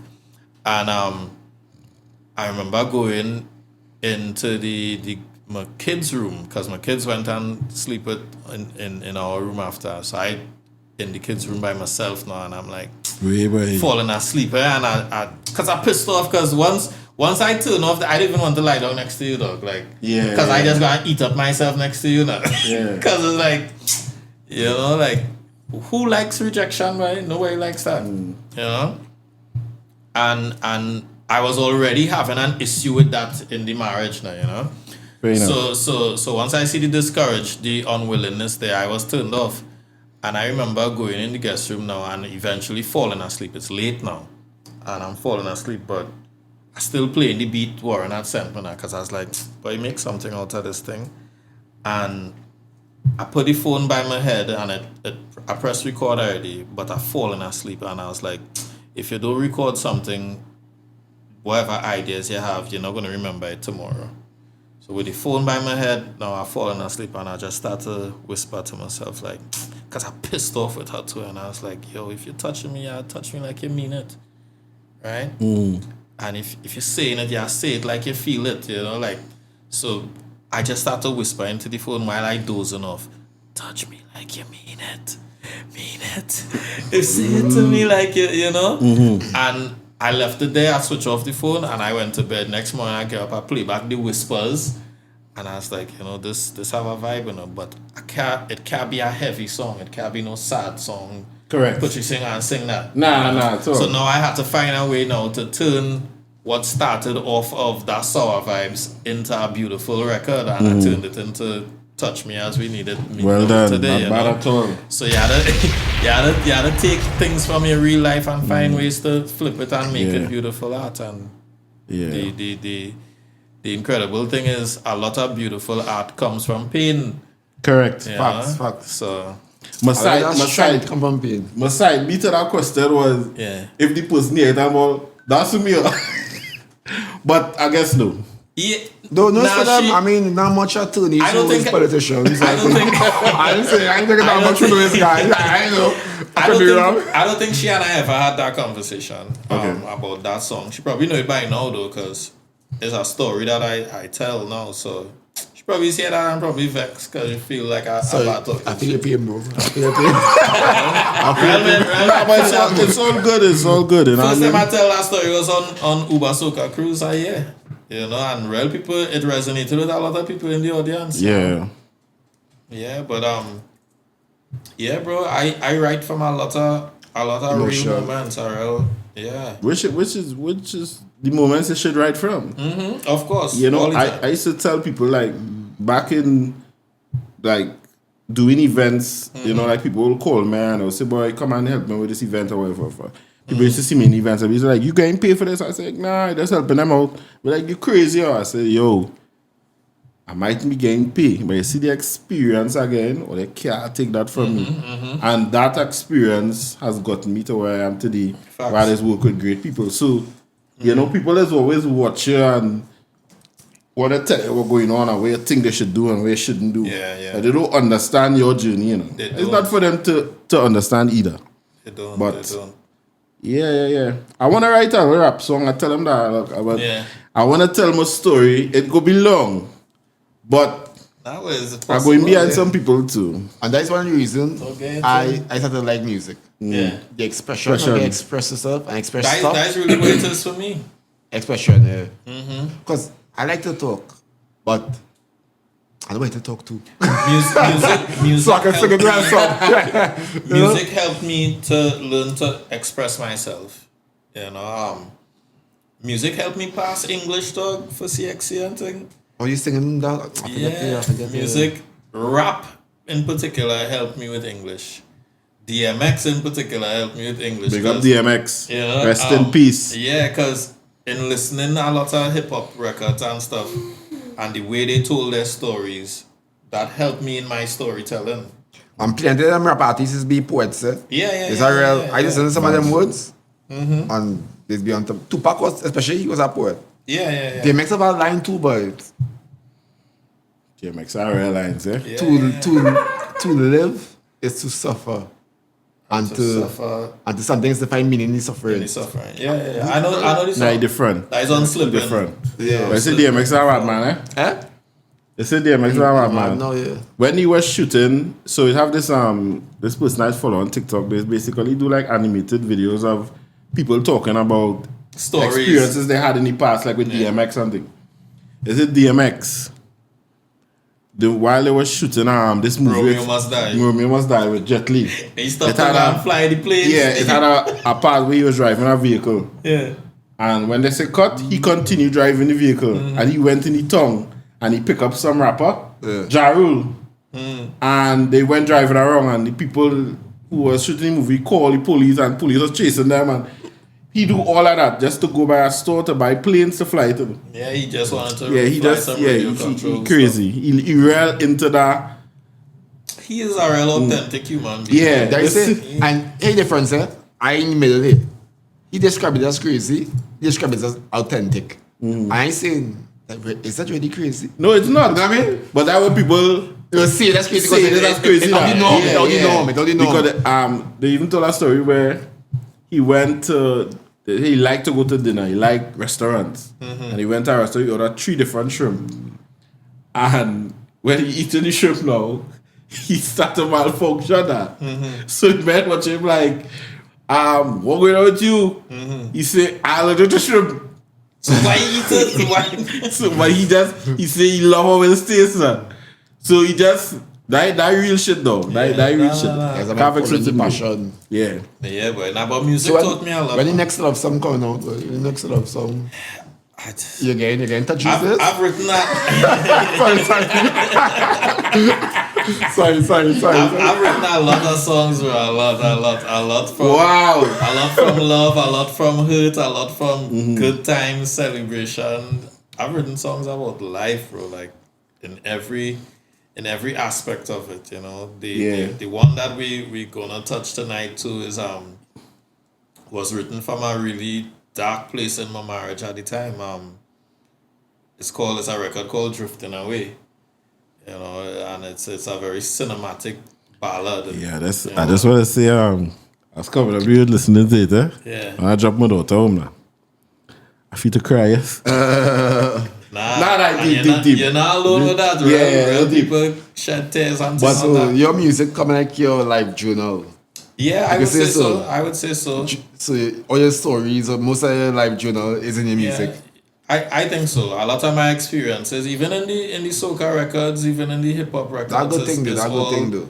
It all comes from some reality in my life. You know? That good thing. I can appreciate that. Yeah, That's yeah, expression important. You could Yeah. write out the emotions, the feelings, the thoughts in music. Create that kind of know.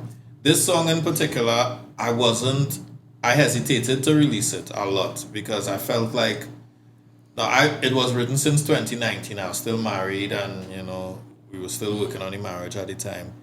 And there was a strong part of me that felt like releasing it would almost make it a reality. Oh, okay. You know, almost like you're A speaking manifestation it into kind of being. thing. Yeah. Speaking okay. Because when I first wrote it, I played it for her in the car. We were heading home and she was like, "That's how you feel?" And I was like, "Yeah, sometimes." You know, just by writing it, you manifest it. I know that now. You go amplify it if you release it. Yeah. But just by writing it, could have been manifesting it. But we worked on it for years. Me and one of my most trusted friends and producers, Dawala. And Dawala is responsible for the Kutain album, you know, art form and all them things, Canvas. Dawala is responsible for Jolene from Kess. And he was Kess's engineer for years, you know. I heard the name already. Dawala, that is the captain. Cap is the boss. But yeah, so I wrote it and sang it, and Dawala produced it, engineered it. And what we came up with there is a beautiful, real song captured in a very tough moment in my life and marriage. You know, it's like the song captures love in retreat. You know, love in retreat are like slow dying grief. That's what the song captures for me. You know, and the song really is that moment when you realize things changing. You know, we no longer on the same page. Something's different. It's not feeling the same. You know, something's wrong with us. And at that point now is either you fight or you walk away. Fight or flight. Yeah. And she chose to walk away. She wanted to end it. But we didn't do that till 2022. You know, so 2 years. yeah, so when I wrote the record, it was after having some difficult moments in the marriage and feeling like, you know, you feeling the difference, you feeling things changing, and you feeling like we're slowly drifting apart, you know, and you don't like it, but is what you're feeling, and I made something out of what I was feeling, and it just is what it is, bro. And I think what we did was a beautiful record that people could resonate with, you know. Fair enough. Yeah. Well, better we just take a listen to the song before we get to the management part. Yeah. Because you know we can go all night. Listen to the record. Yeah. Right. So this is "Drifting Away" by Darryl Gervais, produced by Dawala. All right. They can hear it on the live? Yeah, definitely. Wow. Yeah, I always do it here at Parallel Podcast.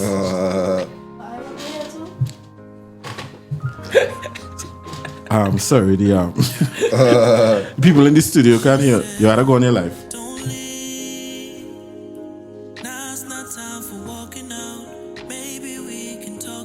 Usher? Nah, the killer have vocals. It feels like I can't take no more. What's the point in holding on for? And I know it's a lot, I know we got problems, yeah. But I can't help but think where we'd be without them. You see, I can't say that the love is gone, but lately we don't love no more. So we gotta do what we gotta, yeah. See, maybe we're just going through a phase, babe. Or maybe all we really need It's Trinidad. We gotta pull it up.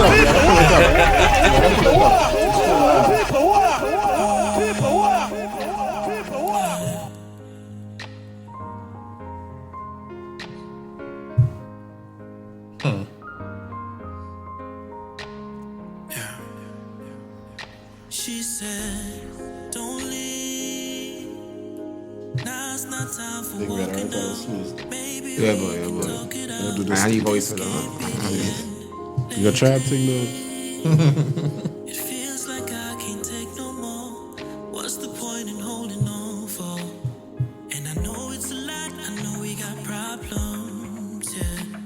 But I can't help but think where we'd be without them. You see, I can't say that the love is gone, but lately we don't love no more. So we gotta do what we gotta, yeah. See, maybe we're just going through a phase, babe. Or maybe all we really need is space, yeah. It kind of feels like we're in different places. And I hate how I've been feeling. I can feel me drifting away from you. It don't feel the way it used to. We've been slipping away, trying to hold on to whatever's left of us. And why can't we be lost in love, the way we used to be? Our signals crossed, so It's as if you could picture the video in your mind. drifting away from you. And I know you feel it too.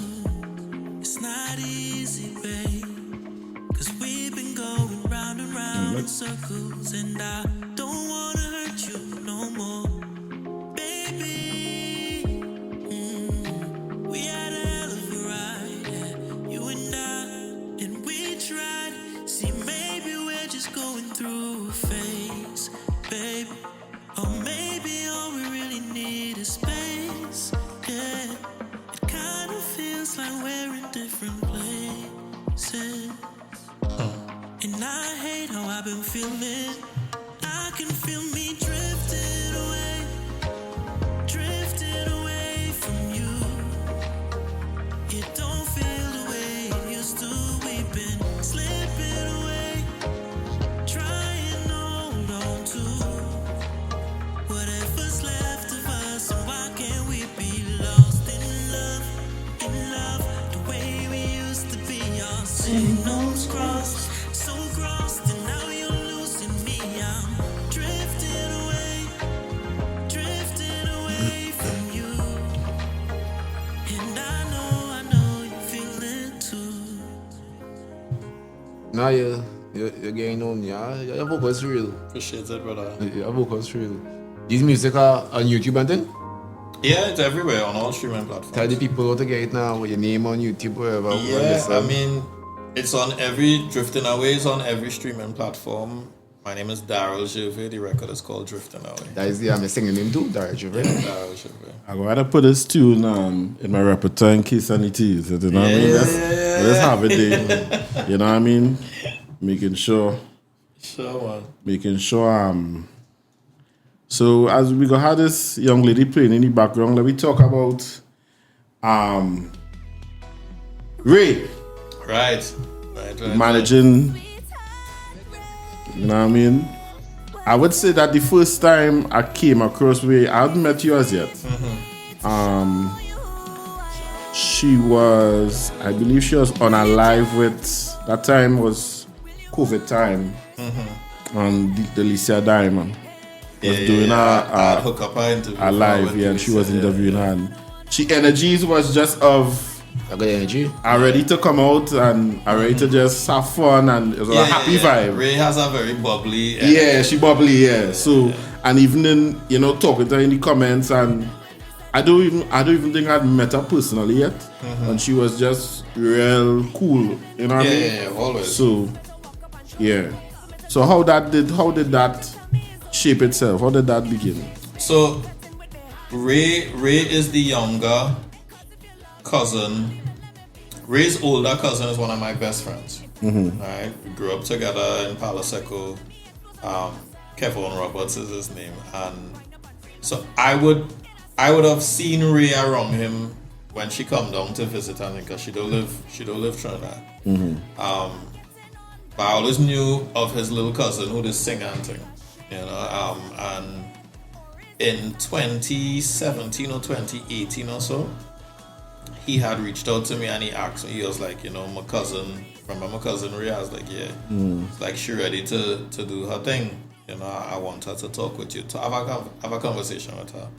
And I was like, yeah. So from off the bat, I treated her a certain way out, because it's like family now. Yeah. That's like Kevin's little cousin. Yeah.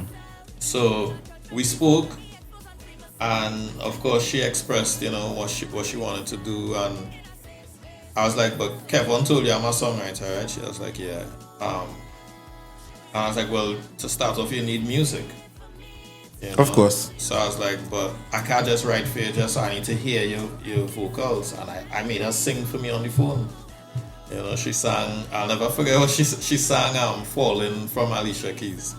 I was like, okay. Alright, so and to choose that song alone, she like, yeah, my boy, I have it. I can't sing that shit. But she never really recorded like a song like that before, So we eventually, I wrote a record for her, sent it over, and she liked it. All them times it's just songwriter. I ain't studied management or anything like that. But the thing is, when we started to connect and stuff, we started getting close. We became really good friends, like really quickly, I would say. And I think I never really left her hanging from that early in it, So it wasn't like, I'll write a song and I'll leave you alone, figure out the rest of your thing on your own, definitely, you know that. I think I stayed around and I helped her throughout the process, Okay, you didn't know any DJs or anything like that. I started reaching out to DJs, blast out the song on my own, reach out to people to set up interviews for her. So I started doing all of that before committing to her. And it's on one of the interviews I had set up, they had asked, where her manager? And I was like, all right, And sometimes it is how to start up like that sometimes. You know what I mean? Yeah. But it was, in that moment, I didn't think that I was saying that I'm her manager. You're just I just responsible. realized I know what they were asking. In charge, I don't. Who handling whatever. So I was like, it's me, And then when we came off the radio, she was like, you realize you say it's my manager, I'm holding it to that thing. And eventually we just started operating like that. But I was moving like a manager even before. Automatically. But what we've built, I've been there from the beginning, writing the songs, finding the music, finding the opportunities, finding all the opportunities, the interviews, the performances, what I think we've been building together is, I think we are a real power couple in the thing like that now, I think one of the greatest things you could do as a songwriter and producer is break an artist. Correct. I think that is one of the biggest marks of your success as a producer or songwriter. Facts. And all the great producers will tell you that, the Pharrell, the Timbaland, all of them. Everybody had an artist that they worked with. That they built from scratch, It's not an easy thing, but it's an amazing thing that I love it, But it's certainly not easy. It's far from that. But you, for me, it's like I've been involved in every step of the process, and it's kind of like being quality control, So I'm the songwriter, I'm the A&R, I'm the manager. In a sense, it's like I'm the executive producer, I'm the executive over everything. But I think I couldn't do that if I didn't have something to manage. Correct. You know what I mean? True. So while I do all of these things, she still has her part to play. And she still has to step up and really hit the ball out. I think she has been doing. She's been doing that. Yeah, she's been doing that.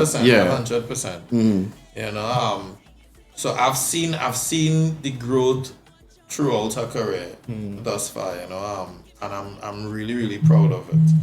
I'm really proud of her. I'm proud of what we've been doing. And there's moments where you have these surreal moments as a manager looking at what your artist doing and just the reaction, because Ray is great on stage, Yeah, she definitely she's has. Great on stage. She has that. And she was on.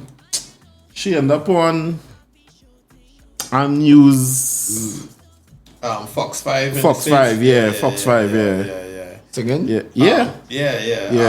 Fox 5 in DC. In DC, yeah. Yeah. So I have a connect out there that was able to plug that for us on more than one occasion. And he had to be grateful. Again, that's relationships. So it's through these relationships I'm able to plug and put those situations in play, big up S. Dot every time. But yeah, like I've seen Ray be a part of things that seasoned artists not even getting to do. And you had to be grateful for it, Her journey hasn't been the typical journey, and dog favor not fear. God's favor in your life isn't a fair thing, People can't compare you to everybody else's thing, Definitely. But I feel like with Ray, it's only a matter of time. It's only a matter of time. I think we've been very consistent throughout the years. Every song we've put out has been a quality record. Right? I feel like right now it's really just the popularity that's not there yet. Because some of the things, if it were a A-lister artist singing it would have been done gone long time. But to me it's the popularity. Once we get that and we connect those dots, I think Ray gone, bro. You think a person character or the energy or even the style contributes a lot to their development in music? Yeah. Because somebody can have a unique style, authenticity or image, and they'll probably quicker make it than a person who will be just too laid back but could really sing. Yeah, you see that all the time actually. There's a lot, like I remember one time my pastor had said the cemetery is the richest place because there's so much potential that lay in there dead, you know. And sometimes I used to ask myself, why am I in the positions that I'm in when a lot of the people I grew up with are way more talented than me? You know, and the truth is very simple. There's a certain mentality that I've possessed and utilized that they didn't. I have a get it done mentality. You know, I'm a go getter. I'll go out there and grind and get what needs to get done. Some people just straight up lazy. They're not going to do. They don't have the drive you have. Some people don't have the character to sit in certain rooms. Some people, and that's why every year you're sure to see one or two artists quarreling on social media because nobody ain't playing them and quarreling about radio, they're quarreling about promoters and this and that, because in their mind they think they're the baddest things that the industry ever see, when it's not the truth, bro.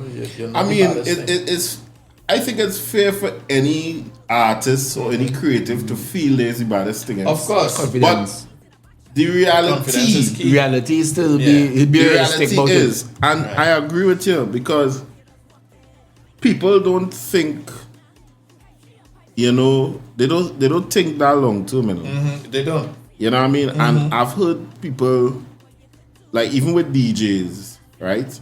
And they would say that, you know, how come this one getting only gigs but he shit, and but that person might be marketing themselves more. Way better every time they get a vibe on a boat cruise or a party, they posting it up, they're doing the necessities that they have to do to get out there. So you in a corner, right? You might be a better DJ, but you sitting home watching what going on and curling with yourself and curling with the world and vex, but you not doing those things. And it can be because you thinking you better. You can be better, you know, but instead of going to do the work, instead of... First of all, this is why I learned, and I learned this recently.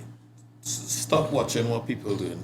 Definitely. You know, because you might see artists out there looking busy. Definitely. You might see artists out there looking busy and whatnot, but I know for a fact, because I cool with real promoters and DJs. You seen certain artists, but I know for a fact they ain't get paid to be on that show. Some artists negotiating for weekend passes. Some artists negotiating dog change to sing on certain shows just to be a part of it. You know, I know for a fact we ain't doing that. Wherever you see me and Ray, we getting booked. We getting booked. We have amazing relationships, and yeah, there's we actually add value. You know, but yeah, when you seeing people all over the place, it's not necessarily that they're getting paid and they booked artists. They begging, they crying when the promoter tell them no. They begging, the tears. It's crazy, you know. No, everybody have a right to fight for their art to be seen, right? But I don't think people understand how much they turn people off when they behave a certain way. Too thirst. Yeah, you can't move too thirsty out here, because you're setting a bad precedent that could affect your fellow artists as well too when you move a certain way. But at the end of the day, people selfish at the core, bro. So people will do what they need to do to get where they need to go. But what do you think about, and I know I don't want to go too much down this road because I know we're going to sit down here for the next hour. Yeah. But I always like to look at things on the flip side. Whereas we understand that you're setting a precedent, you know, you're dropping your price to a certain thing or whatever the case is, right? But then you have the artists who telling you, yeah, but I have my family to feed. If the only way for me to get an opportunity or get 5 gigs tonight is to charge 500, what do you want me to do? But they don't understand in the long term. You see, that is short term. You're hurting the thing. So that weekend you get 5 gigs, right? You ain't make $5,000 yet, right? You make $3,000. And then what happens in the future? So the next season now, you write a bigger song. and it's that same $500 man go out there. Yeah. Because definitely. they go tell you, so happen. Because you feel this thing, you know. So that is why it's important for me to understand. Yes, I don't have no problem with a man saying, well, hey,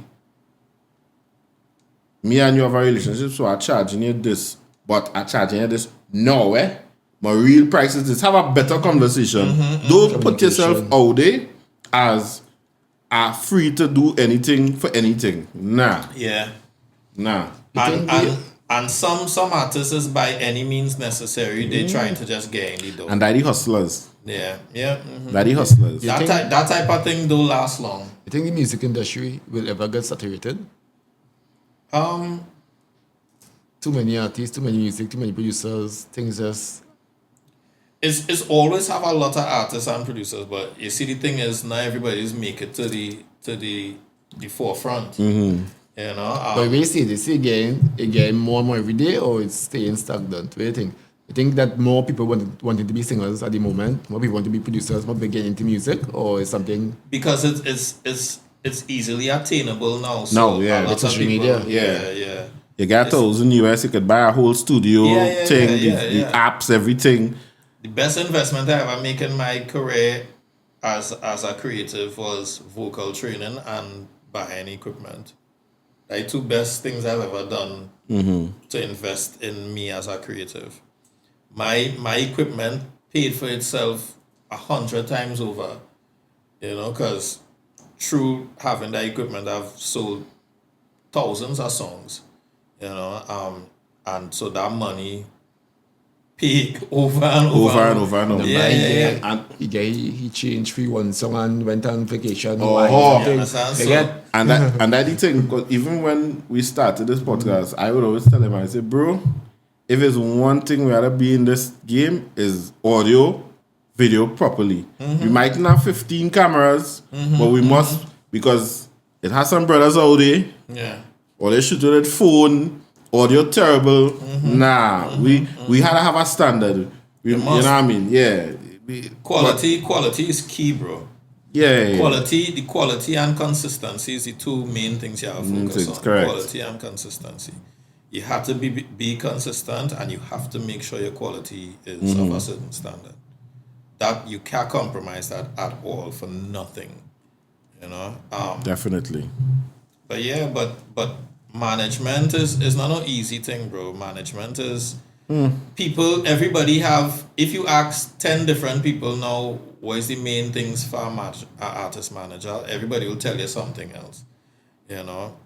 But the main things for artist manager is to manage the artist, yes, and you're overseeing the career of the artist. You are also managing the artist's expectations, you know, because if you don't manage their expectations, they will bite off way more than they could chew. You had to keep it real with them. You had to keep it real for them. You want to do this, you want to shoot for that star, but you, under your experiences, know that, okay, that star is very unlikely for you to reach there. Let me adjust your aim just a little more realistic than that. You'll still be somewhere that you'll be happy with. You know? But you had to keep it real with them. I told my artist from the jump. By the way, my artist is Ray, R-A-E, Ray. They call her the sweetheart of soca. You know? But I told Ray, I told Ray from the very jump, I will never gas you up. I'm not gassing you up for nothing, right? If anybody else in the world could gas you up, I will always tell you the truth, right? Fair enough. Yeah, because at the end of the day, everybody want to feel like they're friends with the artist, so they're not going to always tell you the truth. You know, everybody will give you praises, even when you don't deserve the praises. Everybody will tell you, yeah, you do real good, thing. I'll tell you the truth. And if I don't feel like you could take the truth now, I will hold it and I'll tell you it at a different time. You know? But because you had to watch your delivery too, and I've not always been great at my deliveries all the time. you know. But I mean, they should understand that they're coming from a place that doing well, because I mean, I had all had my experiences where I would tell an artist, yo, you just do a certain thing on stage and you maybe need to do it different. They're like, nah, let me do that. And I'm like, cool. You know what I mean? But I'm telling you from a place of I am going in the corner, I'm actually looking at you. And it's looking weird, bro. But at the end of the day, if you want to do that all the time, nah. Because they think they know more than you about that. But I can tell you for a fact, you don't know more than me about arts and entertainment. I doing this long time, right? You are now in position on the stage and doing certain things, but you're not doing anything that's new to me, right? I'm fully well and understanding of what is needed and what is required and whatnot. So if I say, yeah, you see that thing you're doing there, that's real annoying. It really is weird, you know? But not all artists could take any kind of criticism. Yeah, you not know? much critique. I've had to advise artists on things sometimes, and it's not just Ray. It's not Ray I'm talking about in particular. But not everybody could take criticism, you know. Not everybody is in a position to understand that what you think is cool and what you think that you're doing as this bad thing is really not. It's really not, yeah. You know? And because one of the things I used to do with my artists is I would set up music in front and let them come and practice. Right. You know what I mean? So I feel like I could give that advice. I could tell you, yo, you see that? I feel you need to do that this way, or you know what I mean? Because I am looking at you. Yeah. You know what I mean? But fair enough. Yeah. You know It is I mean? what it is. It is what it is. At the end of the day, it's all opinions, right? Yeah. So there's a lot of opinions, but you have to be able to decipher and discern what is our opinion to take on and what isn't. Fair enough. Right?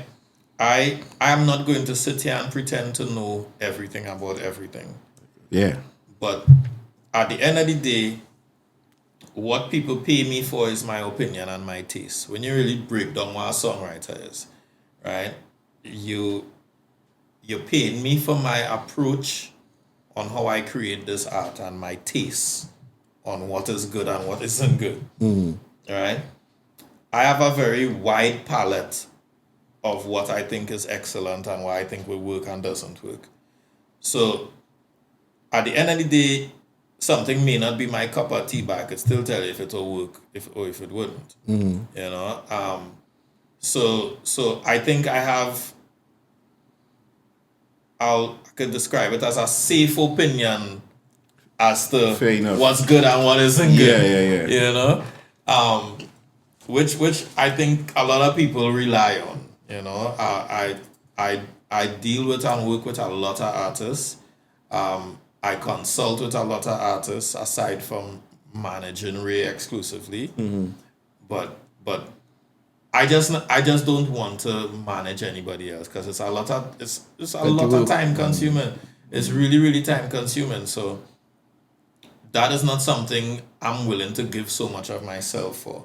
You know, Ray is the artist that I could take my time with and develop and work with. That is my business partner and my investment. So I could give my time like that there.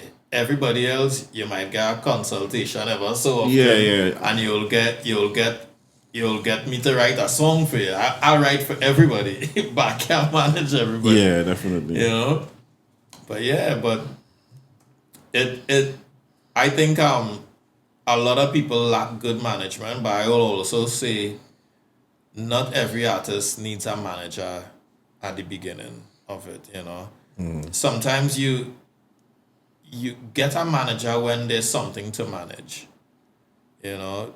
But a lot of artists, what they're looking for is really just somebody to promote. Yeah, to help them. Because if you ask any artist right now, I want somebody to help me get opportunities. They're really just trying to see if you can put them in a position to make money. Pull strings. You know, and plug them with some things. And at the end of the day, once they get opportunities, that is it for you. Crap or smoke your pipe. Them is it. You know? Well, Capro really smoking them pipe because the plugs will always be mine. Yeah, of course. You know what I mean? So of course, and you burn the wrong bridges with the wrong people, that is gonna come back to haunt you in some way. And if you can't swim, then you can't swim, dog. You know. So I have relationships with people. If you wrong me, if you operate with me a certain way, and then people find out that's what you did, they're not going to continue to keep that door open for you. You know, you might think it would, but they're not going to. And I don't have to ask nobody to hold no grudges for me, you know, but people understand what it is. Yeah. You know, but artist management, bro, is not for every and everybody. Yeah. You know? It is what it is. Do you know of any artists who possibly do their own production and their own writing and their own, like, everything? Artist-wise, locally? Locally. Locally, who I would say is an amazing creative. I don't know if he just produce, but I would say Choppy is really, really good.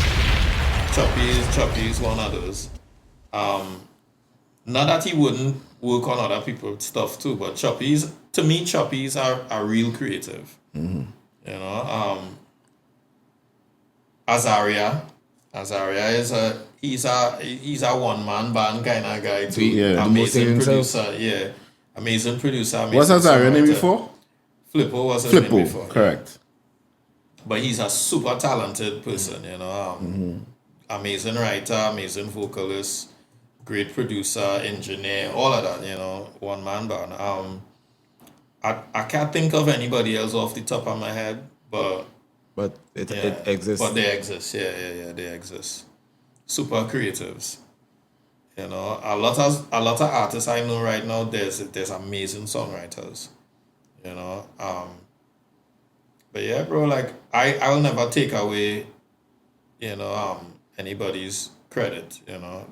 Some people, there's amazing managers, I think, doing an amazing job. Optimus Pro, I think, is doing an amazing job with Young Brother, and Anson Softroll is doing an amazing job with Nyla. I don't know anybody else who build an artist from scratch, you know. Darryl Gervais doing an amazing job with Ray. Big up Darryl, you know what I mean? I heard Darryl doing good job. Darryl. Are you going from Southern? Yeah. I'm from Palo Seco. Yeah. But but bro. This is a real interesting game, man. What advice you would give to someone who now getting into music, or anybody and you listening? I would say network as much as you can. Do not use people, but network with people and build relationships. Proper relationships. Proper relationships. Yeah.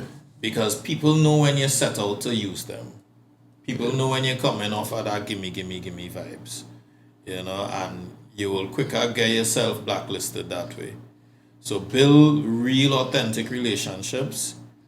And people will gravitate to you, you know. And next thing I will tell people is widen your palette as much as you can, broaden your palette as much as you can, your taste, you know, learn as much as you can, listen to as much things as you can, because you're teaching yourself what is good. Compare yourself. If you have to compare yourself, measure it next to what you think is great, right?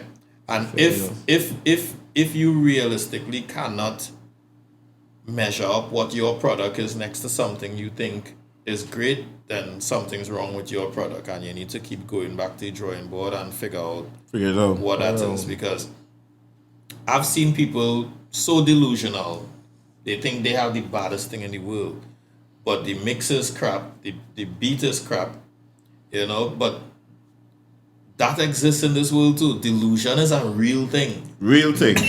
Delusion is a real thing, bro. Like, that shit will rip your skull, you know.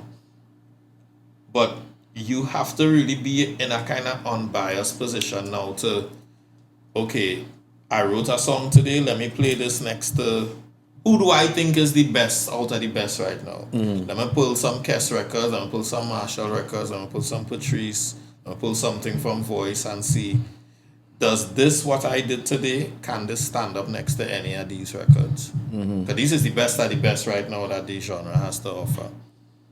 And if realistically you could be honest with yourself and it's not standing up next to any of those things, then go back to the drawing board. Simple. Go back to the drawing board. But you really have to have an unbiased stance. Open-minded. People need to realize too that when you go back to the drawing board, remember you're going back with a experience. You're not going back from at where a you loss. started. Yeah, so you're not going back to super zero. You know what I mean? You're taking what little mistakes you made. Yeah. And then you're going back to, okay, let me start over, but I know, you know what I mean? Because even with this podcast, even with the equipment, every day I learn something. Oh, shit, I didn't know I could do this. Okay, all right. Put the mic this way, camera, whatever. Everything is, so when you think, okay, I didn't know I could do that all the time. So now you're starting back zero now with a different approach, but the experience of the mistakes you made before. So it's not a takeaway. But yeah, bro. So the badness is good. You know, some humans, if we're not winning now, we ain't winning at all. You know, and that's our next thing, and that's part of the delusion too. Some people are just so egotistical that they cannot take any form of correction. They if it's not their way right now, then they don't want it. You know, I see that's a sad thing. TTPS join the live, alright. The feds is watching. Big up for them. Yeah, for real. Big up for you. DD, everybody coming through, passing through, you know what I mean? Man. You know what I mean? Yeah, the feds is watching, you know what I mean? ICE is watching. Right. Yeah, so, you know what I mean? Well, Darryl boy, we had to do this again, you know, because it has some topics that things to talk about. Yeah, it has some things it has some things that I mean, we can even do it on the live too, you know what I mean? But the internet special like that. But yeah, we have some things to touch, you know, that manager thing. I feel like I could liaise with you and we could talk on that manager thing and buy. Yeah. That manager thing is a whole conversation. We're saying tonight that before you come that I'm in a manager's world, right? And I wanted to hear this. When everything going right for the artist is the artist's fault. When everything going wrong is the manager's fault. You understand? And you say something tonight that the lady I told you that who was managing Chris Brown had said. She said, and you say the same thing that it is as a thankless job. It is. You don't ever get thanks for things going greater. But when things going bad, you get all the thanks. Yeah. You know what I mean? And I felt like for me, in my little experience, I feel like when things wasn't going the way they wanted it to, they was like, yo, what going on?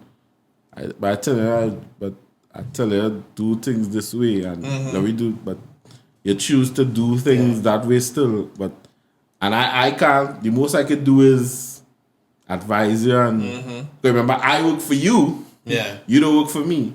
You understand? And I guess sometimes because I've noticed, you know, in certain circles, it seems as if the manager in charge. Like if it's the other way around. And sometimes I understand why. Because if you leave the artist and them to do what they want and you don't have that authority over them, you feel like things could go crazy, you know? So, and that's why I always say there's different types of managers, right? There's different types of managers. There's the managers who might be investing in the artist financially, and there's managers who don't do that. Yeah. In my situation, I'm not obligated to invest my financial resources no into manager. my artists, right? But I still do it depending on what the project is, you know, and what the vision is. There's managers who really just handle bookings, but that's not really a manager. No, that's a booking agent. Booking agent. Because booking agents, they take money for the bookings. Right.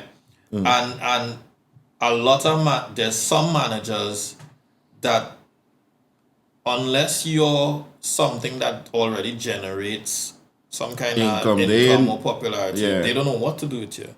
Yeah. You understand? They only know how to, they don't know how to build anything. It has some dudes, they see popping out carnival time, you know? Yeah. Yeah. Cause they're not real managers. You understand? If I never see you work with an artist from scratch till when they become something, don't tell me anything about an artist and bossing an artist and this and that, because you don't know what you're talking about. You know, you only know how to jump towards the next hot thing. Correct. You know, and you really have to be careful with that. Your job is to protect your artist too, and sometimes who you have to protect your artist from is the self. Because if you leave them to operate how they want to operate, the ship will sink a long time, dog. The ship sink a long time. And it'll be your fault. And it will be your fault. And it'll be your Because they fault. don't listen. You understand? And the captain is always good on with the ship. Yeah. Right? Yeah, bro. So we definitely had to link back up again. For sure, facts. And we want to thank you for coming through. Anytime, bro. Anytime. And yeah. I enjoyed the conversation, son. Yeah. It was nice, man. Pick up on yourself. And we gotta Right, talk sure. a little songwriting. We gotta do our thing. At some point, yeah, for sure. And next time, you know, we do a little freestyle too. Anything. Right? So, this has been Parallel Podcast 868. Yes, sir. Trinidad's finest. We keep saying that time and time again. Yeah, man. I'm your host, Preziam. I am Prez for the slow ones.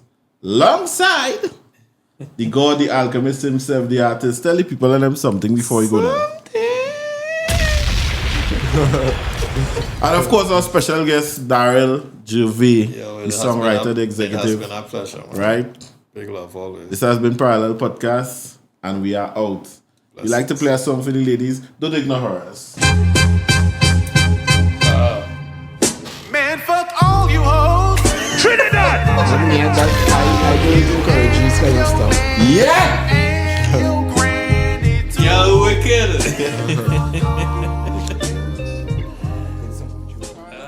868, and we are out. Right?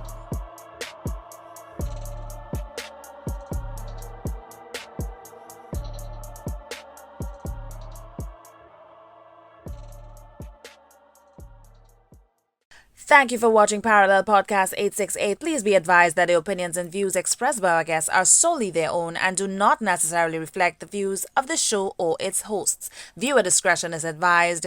We appreciate your support and look forward to bringing you more insightful content.